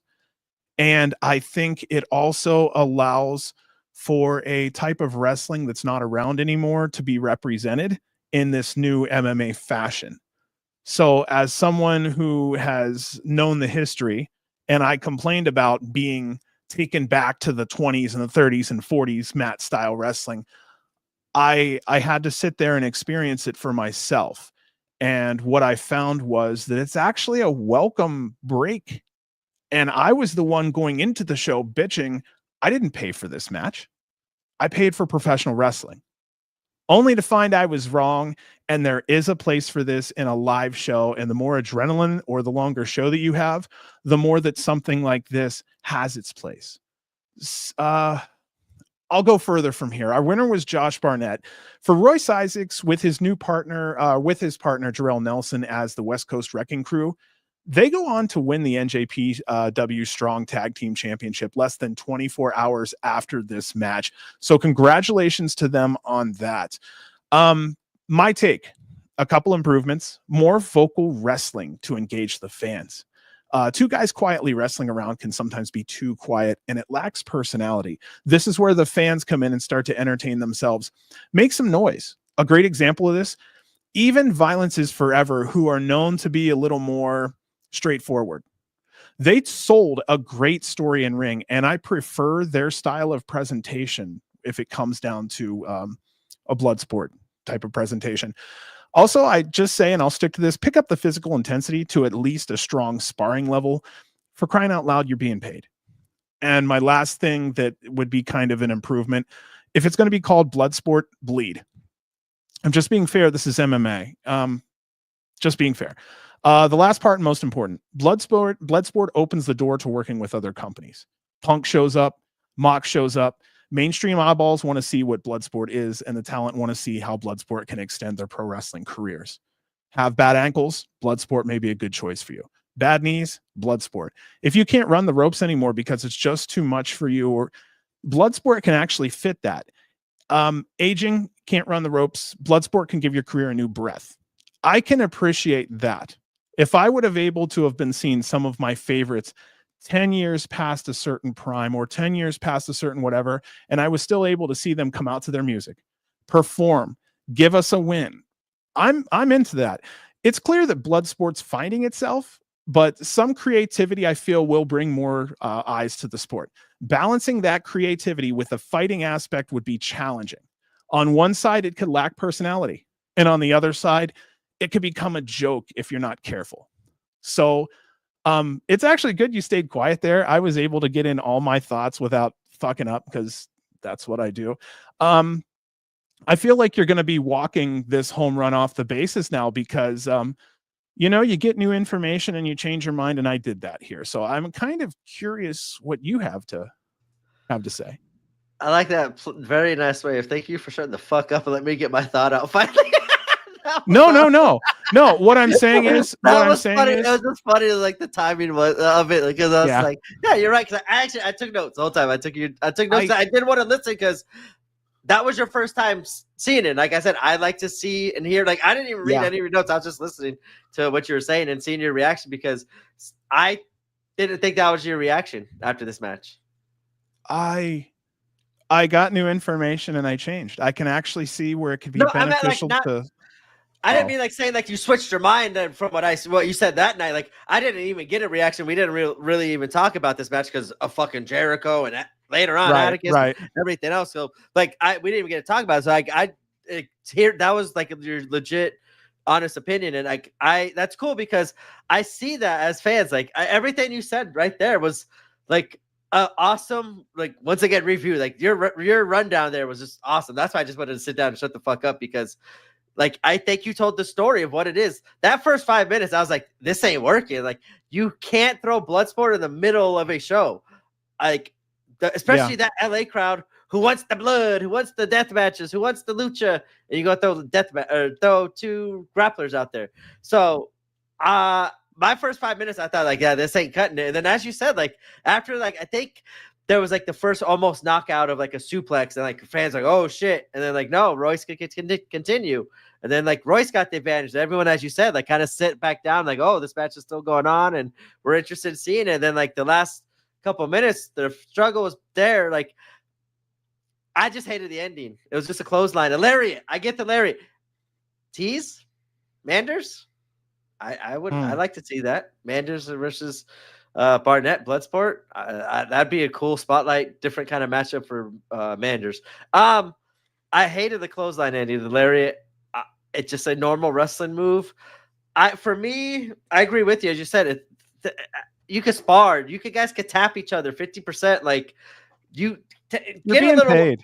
Like I get it. Like you're not Speedball Akira. I jumped out of my fucking chair. That's the best knockout. I know Ninja Mac and Yoya got a good one. Look at that unique, creative knockout. Like the knockouts are where it is. I get where the ground game goes. I get what you're saying. This could, like, for me, you're saying those names, like, to extend their career. Suzuki is the biggest one for me. Minoru Suzuki, that pancreas fits in. Lashley fits in. Shinsuke Nakamura used to do MMA and now is a wrestler. I want to see those kind of people do this kind of matchup. As you said, it adds to their career. We get to see, like, right now Shinsuke has a new character, but like when he was stale for a couple years, refresh him up, throw him in Bloodsport. We're going to see him in a different environment. He gets a renowned, like, different version of wrestling, and he probably loves it. Like, if Shinsuke gets announced for Hammerstein, I might have travel issues going on that day. Like, I might have to figure something out if it's Shinsuke Nakamura and not some Bloodsport. That is like a less than 1% chance. But I agree with you. Like, for talent that I like, that I would love to see, like, hey, they're kind of slowing down with the speedballs and shit like that. Like, Suzuki's Speedball had a great match, but it wasn't like the Suzuki kind of style. But he held his own and had a great match. But Bloodsport kind of fits him right now against those kind of styles. So it was interesting to hear you enjoy it. Well, I did sour on it at the end. Like in the middle, I was into it because I got to see, like, as you said, it's totally different live. You get to see especially front row. Yeah. Like I don't know if you see him. I'm like this, like watching, like, oh, he's got the ankle, he's got the grab. Like even then, like do some more maneuvers. Like I think for me, you were ducking. You were like doing this sometimes. It, yeah. Like you were like watching the manipulation of everything. You were like, I love the Bloodsport, but even then, like I think more intensity is needed for my sake. And the presentation, I want them to do the presentation that they had in Japan for that Bloodsport show because it just glorified everything. It made it seem like a bigger deal. The entrances, everything. Like I get the grittiness of GCW Bloodsport. Like it have its own little separate feelings of different areas and stuff. But I think the presentation could be good. But for me, I still feel you can't throw it in the middle of a card like that. Like I feel like it's good. You gave all the positive reasons as a fan might like that little kind of calm down the sensory break and the ladders. And I get like you're right. The crowd did hush down and sink into it and enjoy it. And for me though, I'm like, like you can't do that. I want more lucha. Throw a lucha match in there for me. Like, but if I know I'm going to see all blood sport, I'm into it because I know what I'm expecting. Especially throwing a little tournament style to make it add some rewards and stakes instead of right now just the matchups and wins and losses. Once they start adding rewards to it, I'm going to enjoy it a lot more than what it is. But as you said, right now it's in its growing stage and growing development, and I'm loving what they're doing, and they keep on finding ways to make it bigger and better, I think. If they're willing to continue to be creative and work, I think that within a year, 2 years, even 5 years, they'll find their footing, and GCW will have a well-built bridge to do business the way they need to, if necessary. And Barnett's got connections everywhere. Yeah. He could get some talent. He could do these these blood sport showcase kind of styles matchups. Give him time. I'm interested. All right. You want to go read the next part? Yeah. I just wanted to write here that there was a video package that played, and it was the story between Charles Mason and Richard Holiday and Pero. And I really like all the effort that's put into this story. I like the throwback to several movies, one being Cape Fear, which is a badass psychological thriller. If any of you have ever seen it before, it's got Robert De Niro. He's the bad guy in this one. And it's a remake of an old story from, I think, like the 50s or the 60s. But if you get a chance, watch it, because basically it's a felon who gets released from prison, and he goes after the lawyer who prosecuted him. And he starts stalking them, and he starts stalking his wife and his kids. And it's a wild fucking show, or it's a wild movie. And one of the things I remember was the family was told to get the hell away from their state. I think they're in North Carolina or whatnot. So they start driving away, and then you look and they show underneath the car, and he literally had strapped himself to the bottom of the car. So wherever they're going, he's going with them. And yeah, that's a wild story that Mason's using, and I really do like it a lot. So I just wanted to mention that. What was the movie you said? Cape Fear. Capefear. It was made in, I'd say, like the early 90s, but it is scary as shit. Like, especially as a teenager. Like, he just gets this guy, dude, De Niro makes you believe he's a mean motherfucker. Like, there's a spot where he's just getting out of prison. He finds his first girl at a bar. He takes him back to a place, and he ties her hands behind her back. And then he literally just jerks and breaks both of her shoulders and her arms behind her back, and then bites her cheek and bites a chunk of her cheek and spits like this. It is a wild movie, and you'd never think De Niro would do it. Wild fucking movie. Because that's what I'm trying to figure out. Like, while I am more invested in it, I still, maybe I missed it. Maybe right now I'm just forgetting. You're going to say, I'm like, oh yeah, fucking duh, I forgot. Like, we never really got down to the whole meat of the story, right? Like, why he, like, the facts of why he was in jail and why he's still going after Holiday for it. Maybe I'm just having a brain fart right now because of everything going on, but yeah, like, I feel like I'm missing the meat of the story, but I am more invested in it because they are, like, Mason's playing the character very well, and like playing the good bad guy or bad good guy, whatever you want to call him, because the crowd's definitely eating him up. And yeah, I just maybe wonder if I missed something going on there. I'll tell you what fans are missing. We're looking at a 1.5 to almost 2 year storyline between Mason, Pero, and Holiday. That's what people are missing. If you go back far enough, at minimum, since Pero has come in under Mason's wing, it's been about 1.5 years. This has been Collective. A rotating story. Or no, before Collective, I think. Yeah. So I really hope that good fans pay attention to the cake that they've been baking. I take the L. They're a great one. I didn't think he'd come back face. No shot. As strong as a heel he was, no shot. I was saying he'll face run. But I think that goes to Holiday. Like, I was sour on Holiday. I still wish they get a little bit more creative with these endings and stuff, but I like his character work. He's starting to win me over a lot more with his character work and being just a dickhead to Mason and being like just an aloof moron. I enjoy what he's doing as a bad guy to make me like Mason. That says a lot for what he's doing. Here's the swerve. I think it would be crazy as hell if Holiday wasn't the killer that framed Mason. It was Pero that was the killer. The whole time Holiday thought it was Mason. Okay, so I didn't miss nothing. I knew that part, but No, okay. no. I thought maybe I missed something there in the middle, but Yeah, we just haven't so- gotten to there yet. I'm just Yeah, so in the rush. Holiday snitched on Mason, turned in a knife with Mason's prints. And people are thinking, well, what if it's Holiday that was the killer and he framed Mason? And I'm thinking, what if Perro's the killer? He's pulling the wool over the eyes of Holiday, and Mason's taking the fall. So the quiet guy may be the killer the whole time. That's what Mason hired Perro for, was to be the enforcer, the tough guy, the strong one. I have to go back and watch those videos and pay attention more, because like, yeah, they put out videos before this LA show, but I did the travel and everything. I didn't even watch the Phoenix show before LA, so I got to go back and watch it because maybe I missed something there. Good. Thank you for doing that. Thank you guys. Yeah, a year and a half in the making, and wow, good for them, because anything over 2 months in the independent scene can be too long, and here they are. It just saying last week. Yep. Yeah. It's funny how all this is coming full circle. I've eaten my words on Bloodsport tonight. Like, it's good. It's a good night. It really is. Did you mention this next one, or am I just? Yep. Oh, okay. No, I didn't. No, I didn't. we were just talking about the videos. Yeah, they did a lot of video packages too to make up for that time. What I do got to shout out Ring Crew LA. It was faster than I thought it was. I did get a little worried at one point, but the man came in and fixed it all up for everybody. It's like for 5 minutes, someone were struggling. He just came in, looked at it, pop, fixed it, and it was done. So he might have saved the timing, but they did get that up and down in Bloodsport real fast. Thank you for showing the videos for us fans to watch during the setups of the Bloodsport and the takedown as well. That was well done, and it didn't feel like any time was wasted at all, which was a concern of mine, throwing it in the middle of a card. Sorry. I double what B said. I can't believe I didn't think of it. Great job, Ring Crew. The setup and teardown was so damn quick. It could have been a lot worse with a crew that didn't know what they were doing. And the videos were ready. Like, they're right there, told the story. Like, that was beautiful. That's how you use the time. Like, that's so much better than the 15-minute timers. Thank you. Like, that's what we've been asking for. So thank you.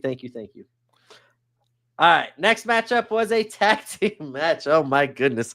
As Janelysis, definitely Janelysis tonight, goes against the Rich and Powerful.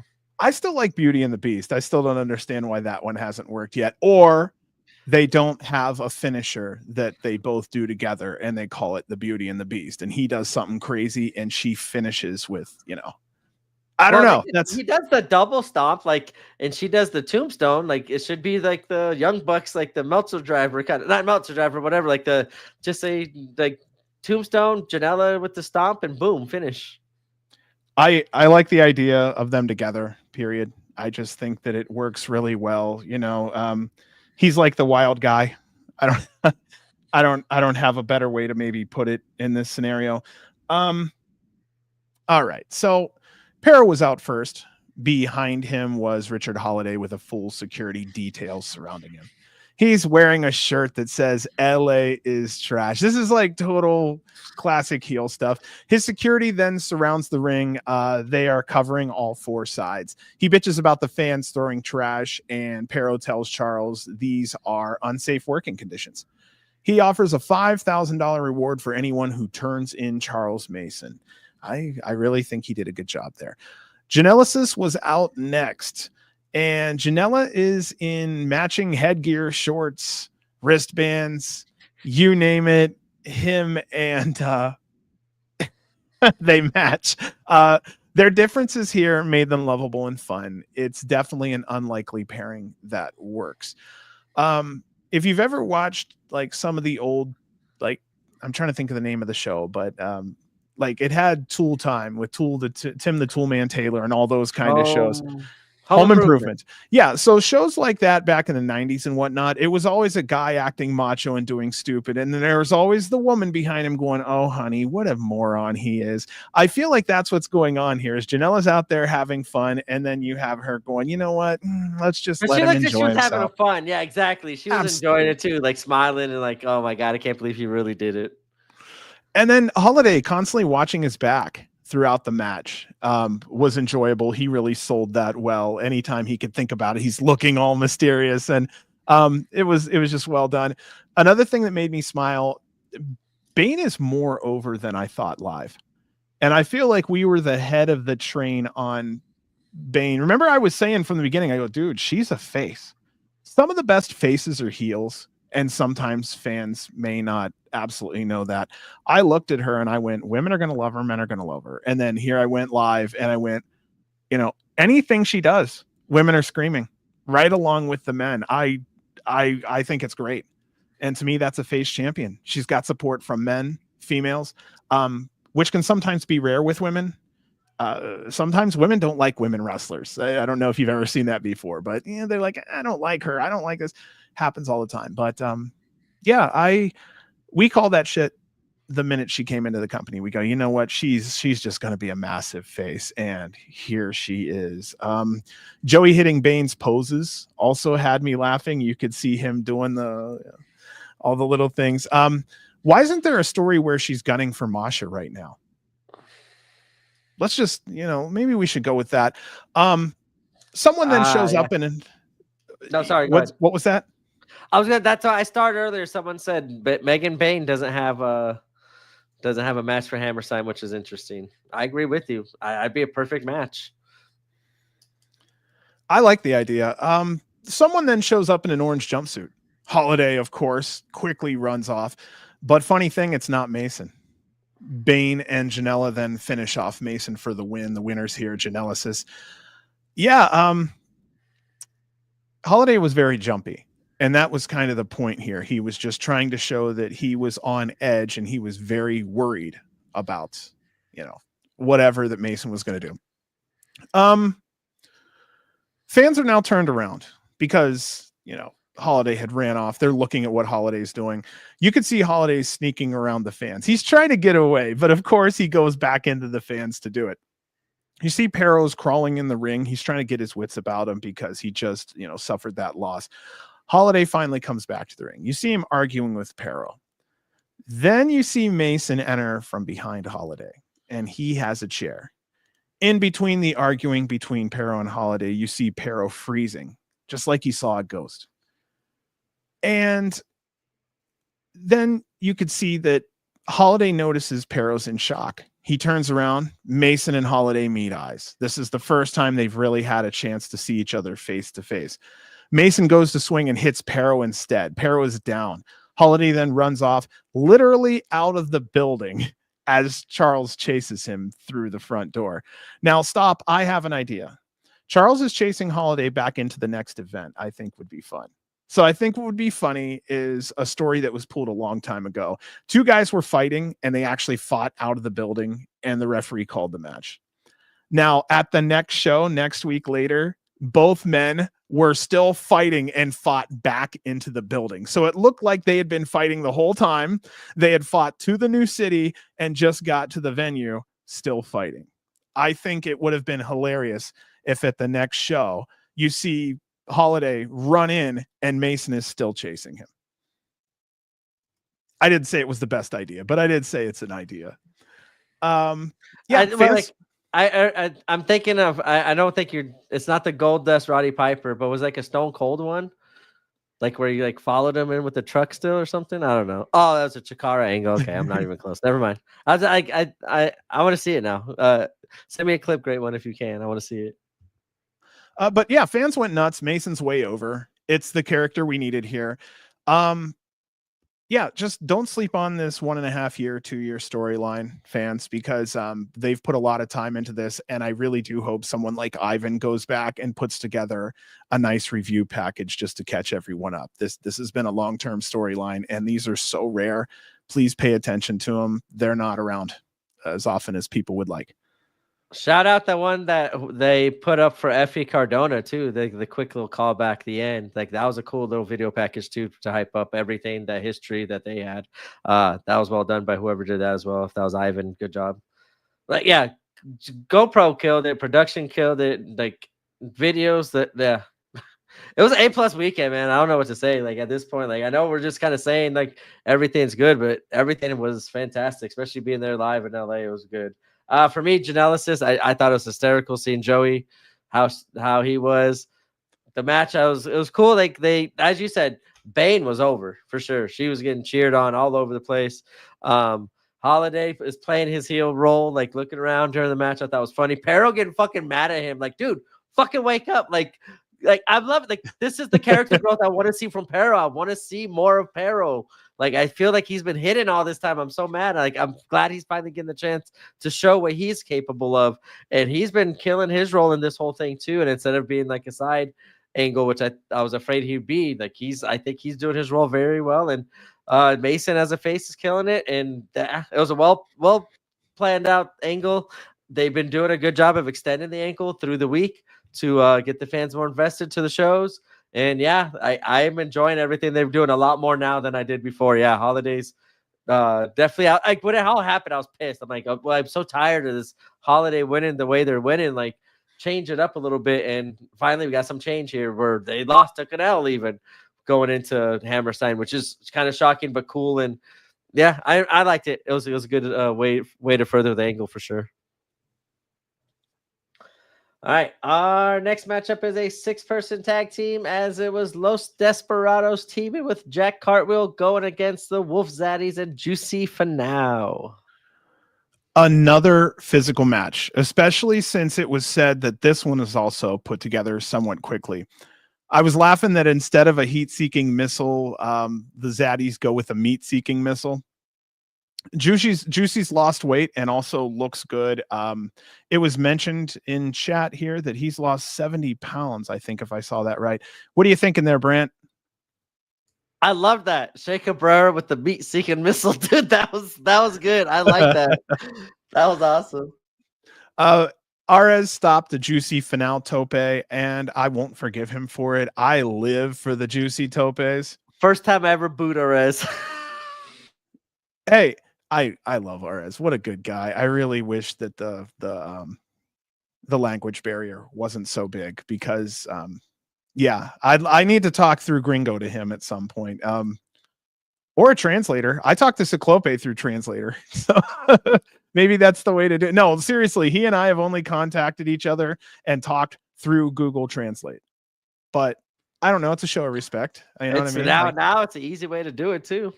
Oh, dude, yeah, way easier. Gringo got a thank you present from me for being on our show.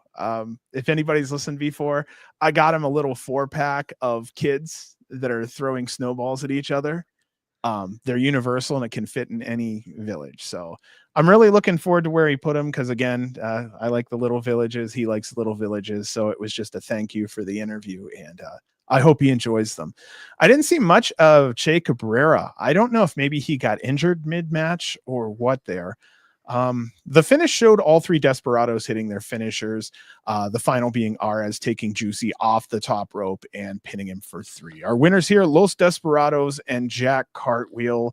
And my last little thing I wanted to say was I felt like this match should have rained money, but it didn't this time, and that's okay. Yeah. Yeah, it was hot. Like I said, Wolf Zaddies Desperados tag team feud would be awesome. Like, Wolf Zaddies have a place in GCW to travel and have a lot of cool feuds with a lot of new teams. I'm happy for them. Yeah, last minute match was fun and interesting. I enjoyed it. Like, I thought it'd be a contrast of styles, but I think that just shows how versatile Shea Cabrera and Tito are. Like, I always take for granted their moves and what they're able to do in the ring and how well they do everything. That's shame on me. That's why every time I just love learning and seeing them, for me, just get better and better. And yeah, they killed it. I like the ending too. The Rez with Juicy was funny. But yeah, I wanted to see Juicy do another 450 splash. Like, that was impressive. I missed the 450 splash. A tope, a forfeit, anything that can get Juicy to that next level is awesome. And everybody knows anytime Juicy does something big, the entire crowd, like the roof blows off the place. It's a must see. Juicy's a must see. So I hope we see more of him. He's such a nice guy. He has a brand new kid that came around a couple months ago, lost weight, getting his stuff together. Like I said, I like to see redemption stories. So I really hope to see him more at GCW, and I hope to see him flourish for the sake of the company, himself, and the fans. Yep. 9th matchup of the evening, Alley Catch versus Vipress. Viperous, if you could please try to hit all 4 sides and pose. My wife was unable to get a pose from you for pictures, and she really likes you. So just wanted to say that up front. Ali was starting the match with a huge boot to the face. It was shocking, and it sent a strong statement. And yep, Brant's saying the same thing. Honestly, if you're going to make a statement and you're going to be her, knock her the fuck out. I saw the kick. I love it. I was like, I got it. And then the 2 count. I'm like, God damn it. Why can't you just do a squash, man? Oh, so happy, though. That was a strong, you said strong statement. I loved it. Yeah, and we talked about on the last show how I'd like to see Ali and Bane kind of go at it. Another idea here, like another heel variant of Ali, she should have struck out against all the women of GCW and claimed that she's the original. Ali used to fight most any female talent that came through, mainly because at one time she was the only female. People maybe don't remember those years. She did that as a face. So if necessary, you could use her in the same function, but as a heel. And it would create a new dimension to her doing the same job. Same matchups and everything, just different versions, different stories. Yeah. Easy. And what she's doing works. What she's doing works. No doubt about it. The smart fans are booing her. That's what you want to see. That's what you want to hear. If she wants more of that, then she needs to tap more into her real mean side and less of her acted mean side. When she's snapping back at the crowd, that's her thinking on her toes, and that's really when she's getting the reactions. So I hope she sticks with that. Now, on to Viperous. I liked Viperous a lot and what she did in this match from offense to defense. I would like to play more into her character's perceived mystique. Walk slower on your entrance, maybe stare at people. Some contacts would do something too. I like what she's doing overall, and I'm looking forward to her evolving over time. I just see some things that I'm like, if she just leaned into the Viperous character, she could add that mystique, and with slow, methodical movements, she could look like she's a calculated killer. Our winner here, Ali Catch, to huge boos. This match here was between 6 and 7 minutes long. I feel that's a good time for a match like this, specifically because the boos and the fuck you cheers can become repetitive. And at that point, the match was definitely made. This could have been done in less than 5 minutes and had gotten the same point across. I'm not going to lie. But again, it's not my company. But I do want to say there's 2 minutes there at least where I think we got the point, and she 100% made it. What are you thinking on this one? I ended on that boot. I'm done. Boot, pile drive. It's over. Send it. Like I said, I wanted her to send a message. Like, she shouldn't be struggling, and she didn't in this match as much. I still would have wished like we would have had a way more dominant. If it's gonna be 5 minutes, 7 minutes, way more lifting the heads up. No, I ain't done with her yet. She ain't like, I don't care if she's out. You ain't counting the 3. Like, you know, those old school like kind of squash matches where she's like not letting like Vipers have stuff. No offense. I would have preferred that a little bit more, but yeah, I wanted a quick little one, but it went what it is. But she still got the heat, and I'm glad she's still carrying that heat going into Hammerstein. I'm still interested to see. Here we go. Yeah, 3 episodes till Hammerstein, and Ali feels like an obstacle to Effie in an actual challenge. And if she wins at Hammerstein, that's not enough build yet. Yeah, I agree. Like that's why I kind of been saying last week. I don't like how it's being rushed right now. I don't think it's fair for her right now. It feels extra and it feels forced. It really does. It's like, well, Effie has to have this other match because Ali needs one. Well, why don't we put her up against Bane or someone else who doesn't have a match? Put her up against Masha. Let her hit the title. If she's title material, let her take a shot at the title. Let Effie have his match. I don't know. I just hope that's not a weight around his neck.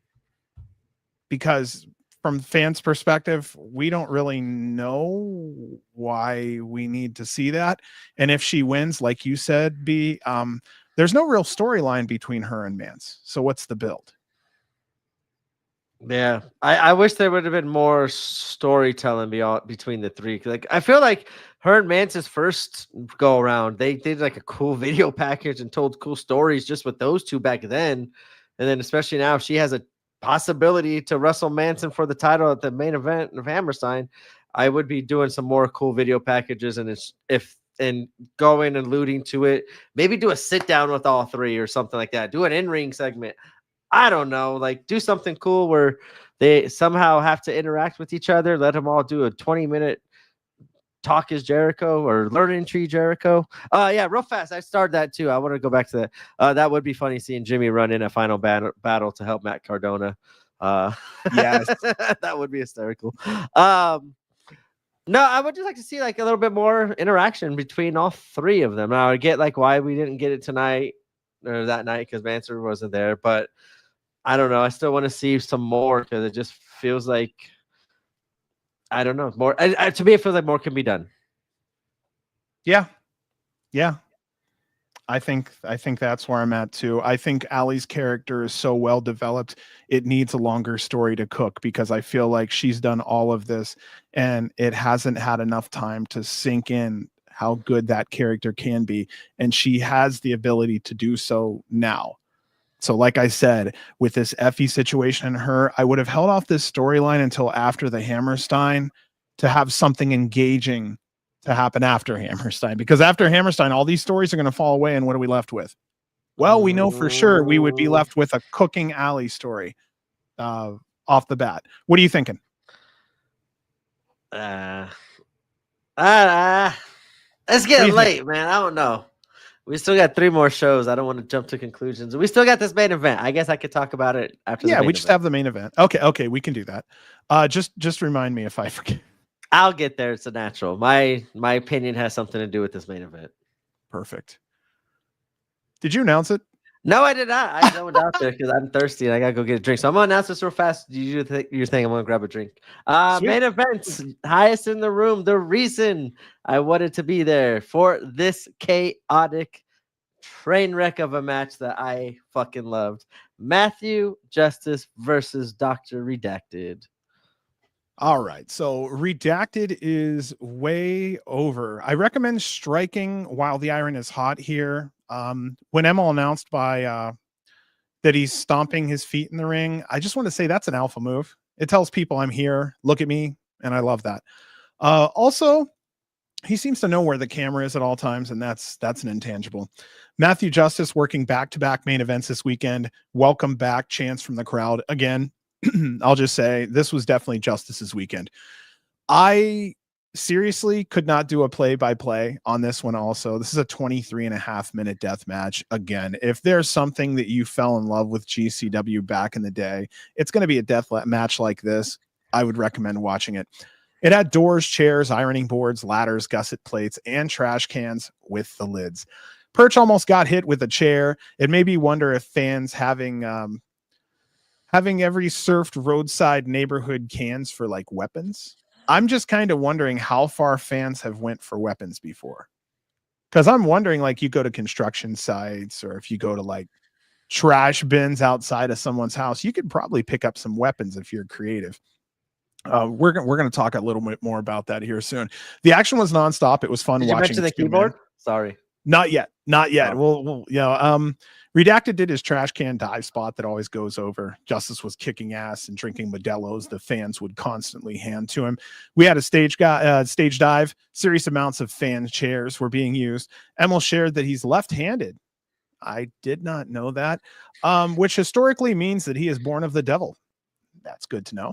Justice tried to frisbee a trash can lid into Redacted's balls, and Justice was really laughing about that. A huge spot at the end involving 2 chairs and 2 tables and a huge ladder. That ladder was bigger than the first ladder they had. I love when people like to play the I got a bigger ladder game. This is awesome chance from the fans was the stamp of approval on this match. They fell from well over 15 feet and crashed through the double door bridge below. Justice covered for 3. Our winner here was Matthew Justice. I am just going to say it was an insanely solid main event for an LA crowd that brought their everything to the show. I'll stop there, and I'm kind of curious what you have to say about this match. Made it worth the drive, man. Like I said, when that match was announced, I knew that was going to be something special. Those two are just nuts. They're insane. I got what I wanted for and more. I texted you before the way. So Dr. Redacted came out. I know he comes out crazy. He done pushed me on my ass right away when he ran right by me. I thought I was going to get a chest bump or something. I got like a stiff arm, like sit your ass down. So I knocked down like 3 people on my way there. And just that energy that he came out with Justice's energy going into Hammerstein, another main event, and what this card was lacking was kind of the extremeness. I knew this was going to tear the house down.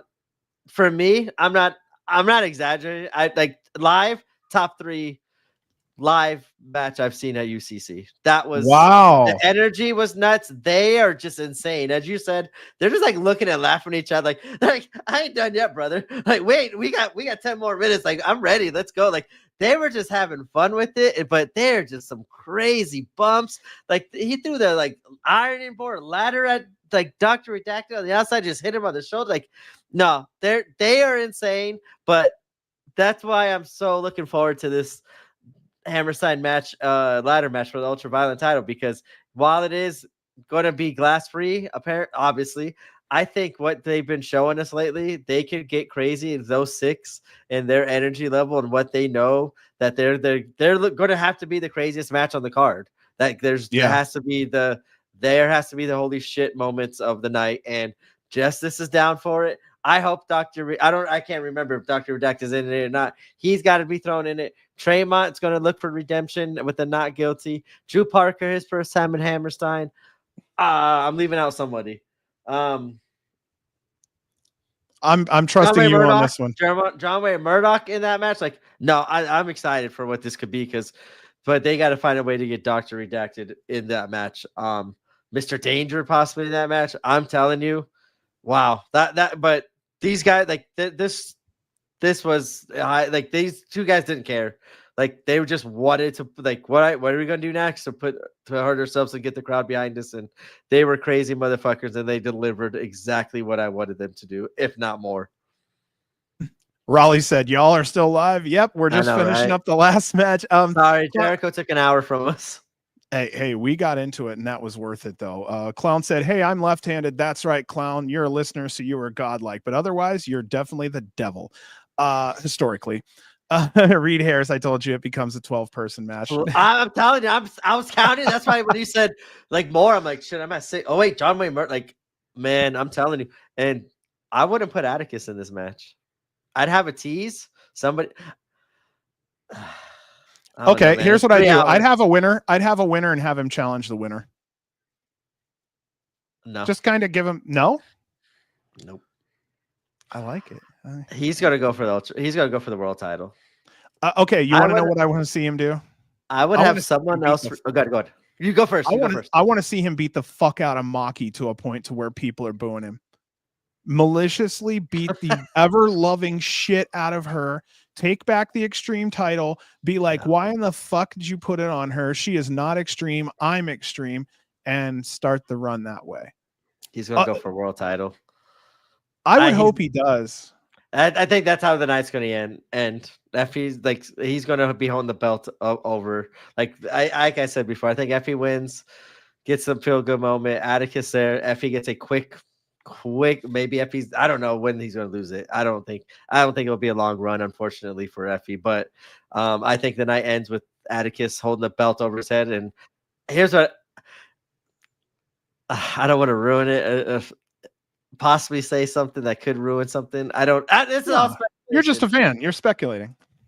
Because it's a name we said that kind of, that's the one's never going to happen. But with this never fucking say never way, and it's Hammerstein and the not guilty, tease Atticus, have someone come out wearing a jumpsuit, not guilty. AJ Gray.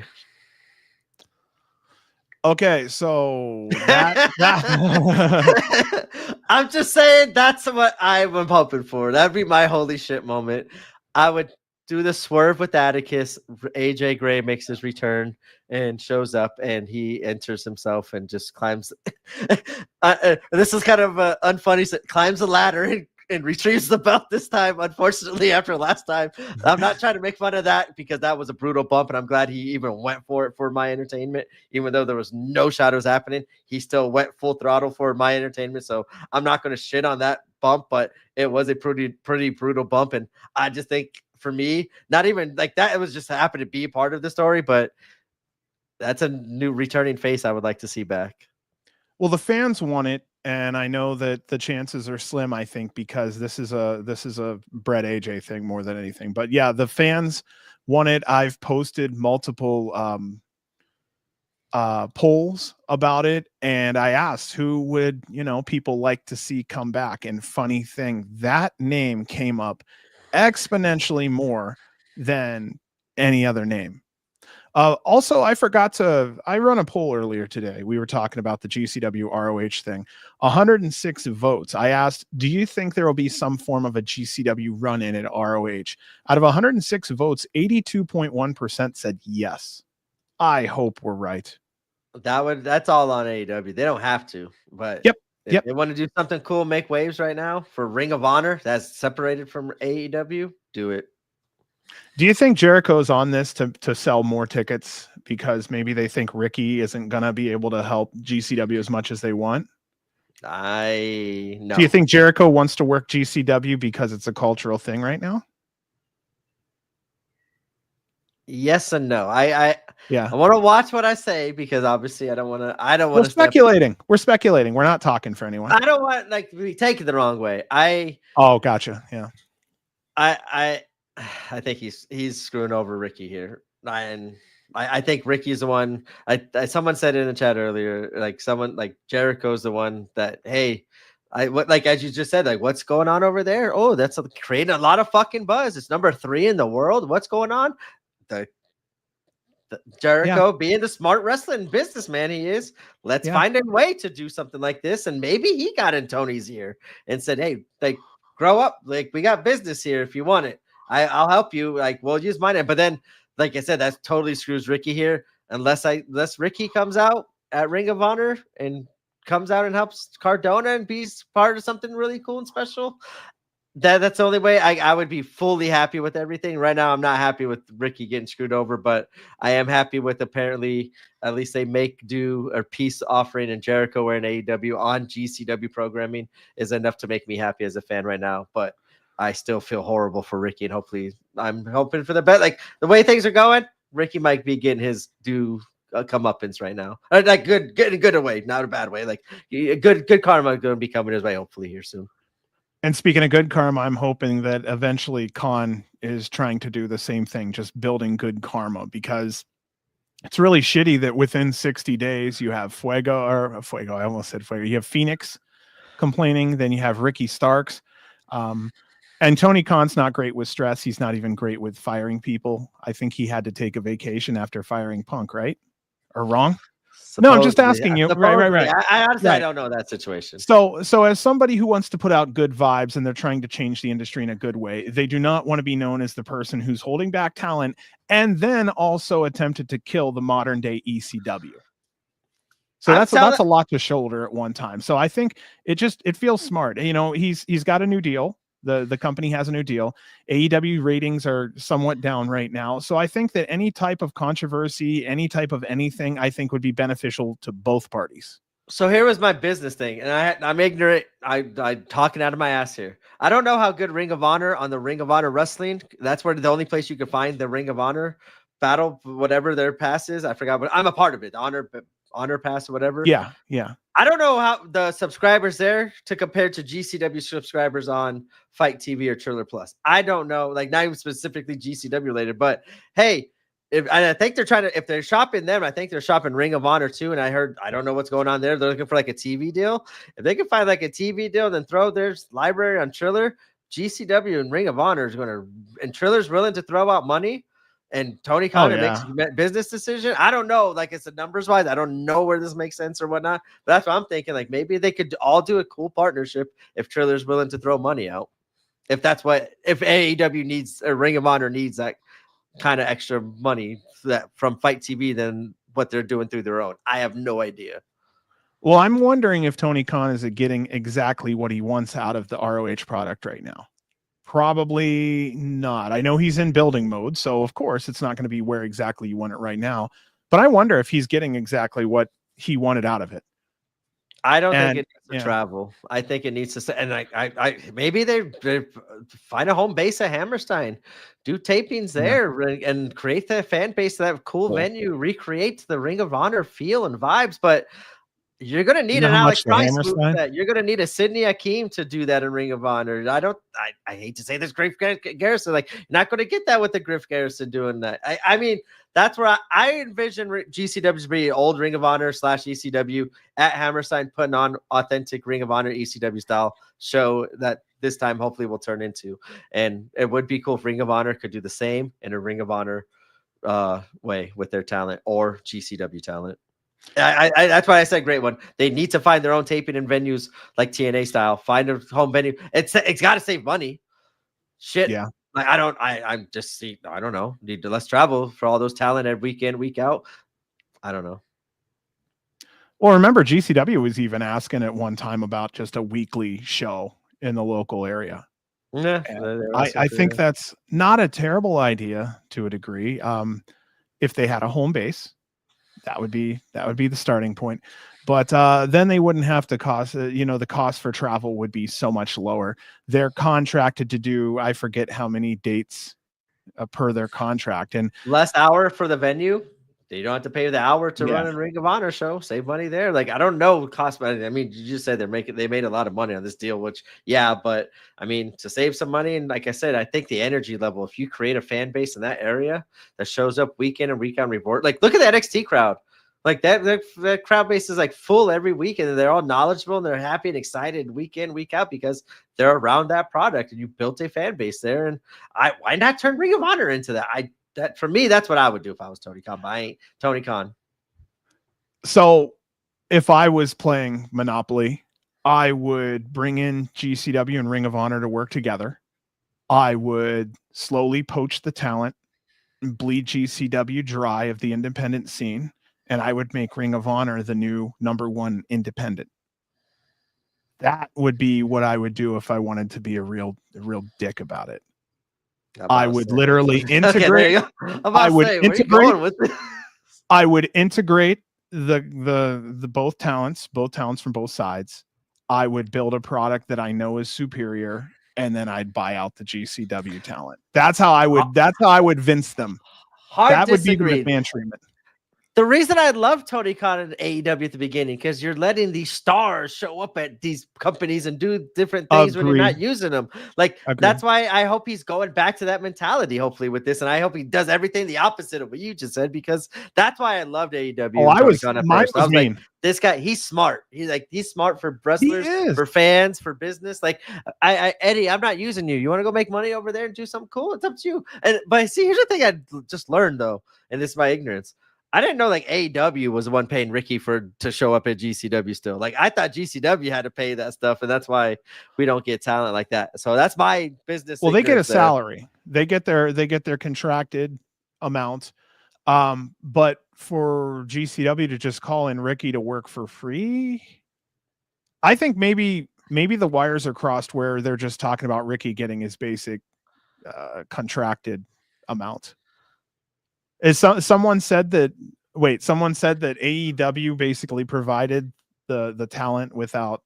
I mean, I thought that's why AEW could say no, like, because hey, like if they're paying, like, we're not paying you to go out there. That's what I heard. I thought that's what I got from like one of the podcasts or Twitter clips I heard. I could be completely wrong. It's been a long night for us anyway too. I don't think that Khan's gonna do what I said. I'm just saying if Khan wanted to turn into Darth Vader, that'd be the way to do it. You integrate both into it, make sure that you have a superior product, and then crush them under contracts that they just can't meet.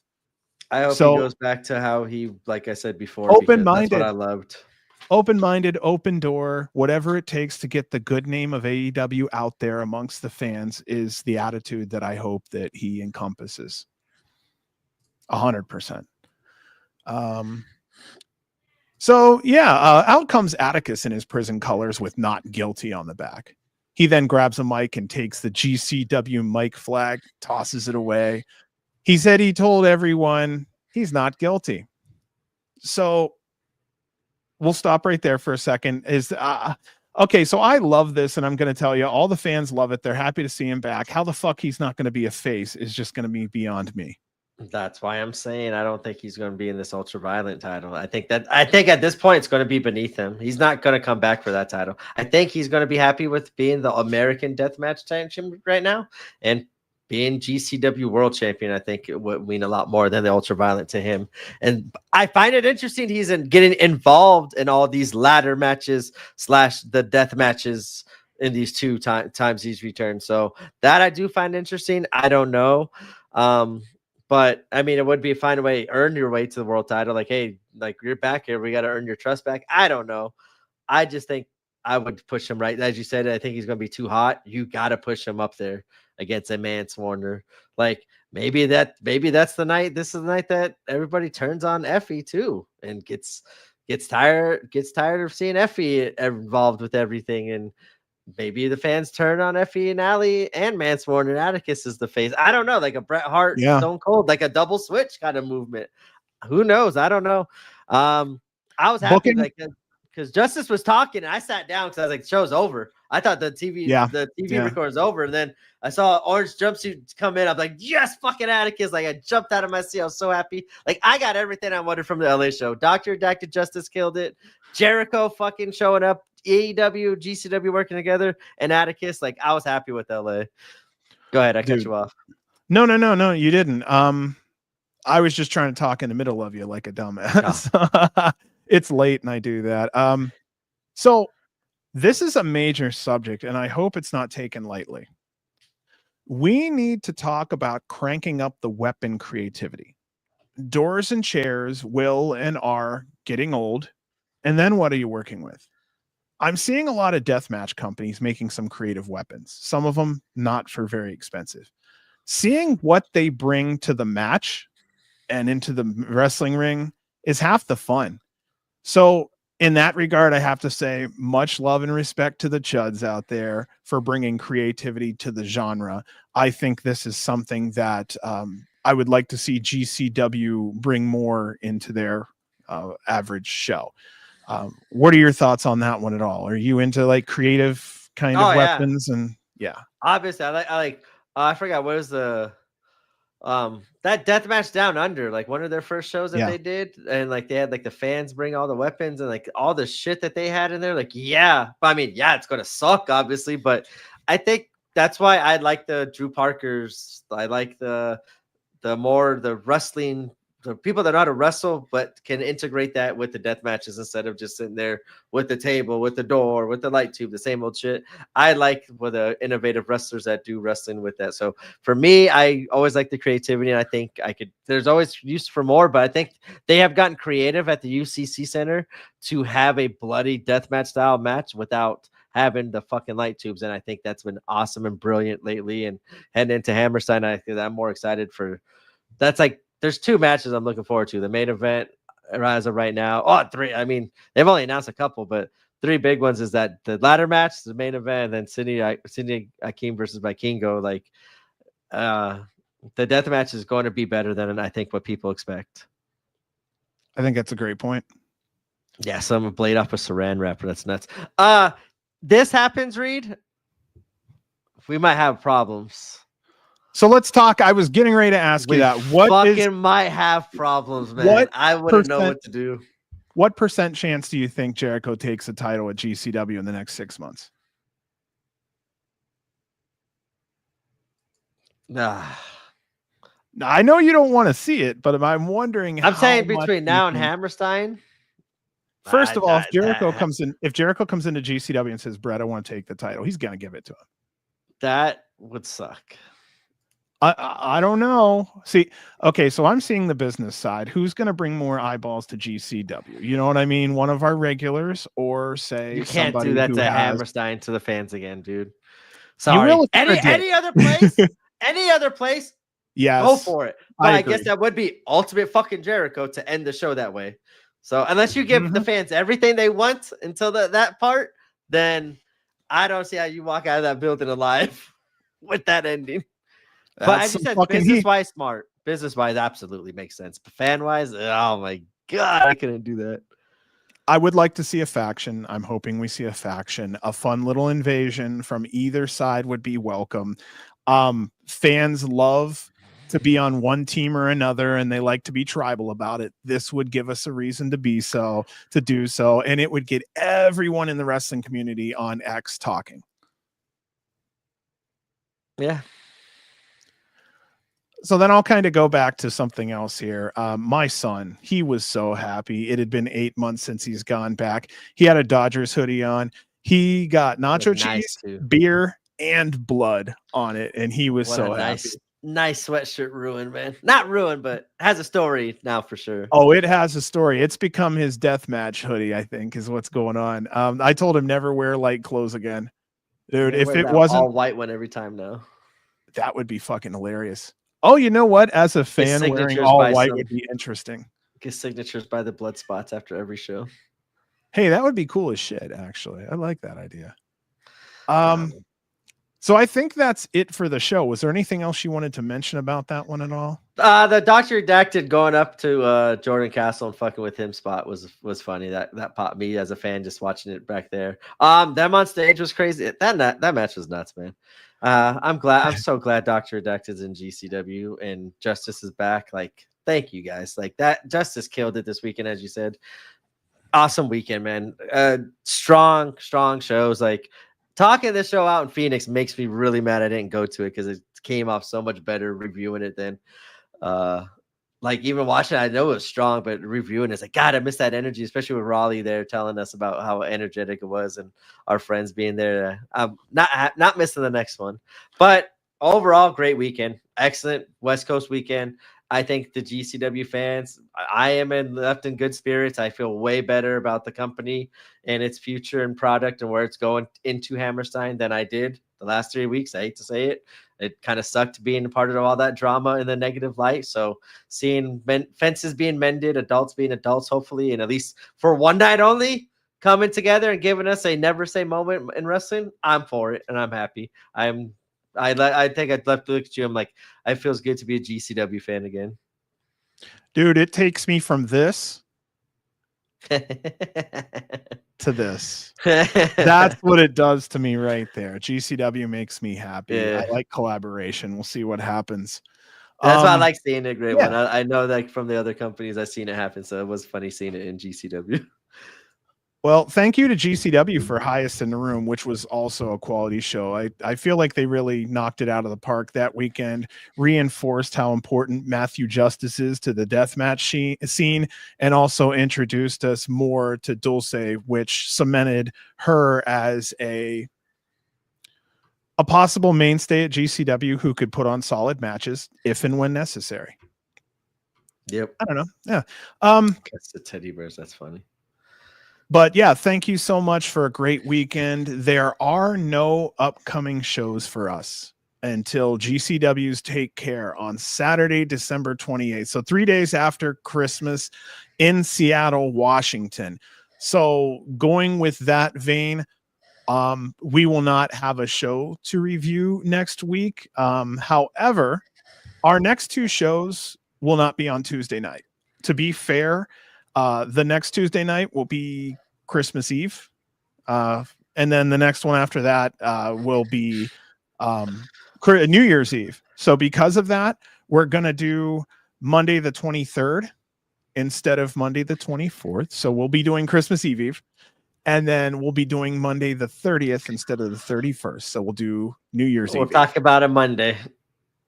I might do an emergency podcast. I'm telling you, like, I gotta find out my schedule for Friday night now. Like, this is one of the rare ones I want to watch live.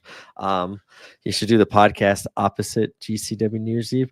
We were thinking maybe doing like a watch along or something. We don't know. Yeah, I don't want to do a show though Tuesday night either. On the Christmas Eve and New Year's Eve. Yeah, I don't feel like we're doing a doing show. Monday. That's family night. Yeah, that's family night. Yeah, But, and I don't think anybody wants to spend Christmas night, Christmas Eve chilling with us talking about wrestling. Spend it with friends and loved ones. You know what I mean? I think what I'm going to start doing too is tweeting out some more of my AEW and WWE thoughts too, since apparently we might be working with them a little bit more often now than everything with the WWE. Not us, it's like GCW talent and stuff like that. So I always like to want to talk about it, so I might tweet them out a little bit more often, but I might be tweeting out that show live New Year's Eve because I'll be the sicko that's up watching it probably. Reed Harris' birthday is going to be on the 23rd. Happy early birthday to you. If you come in on that Monday, you'll be seeing our happy faces. So we'll have a happy birthday.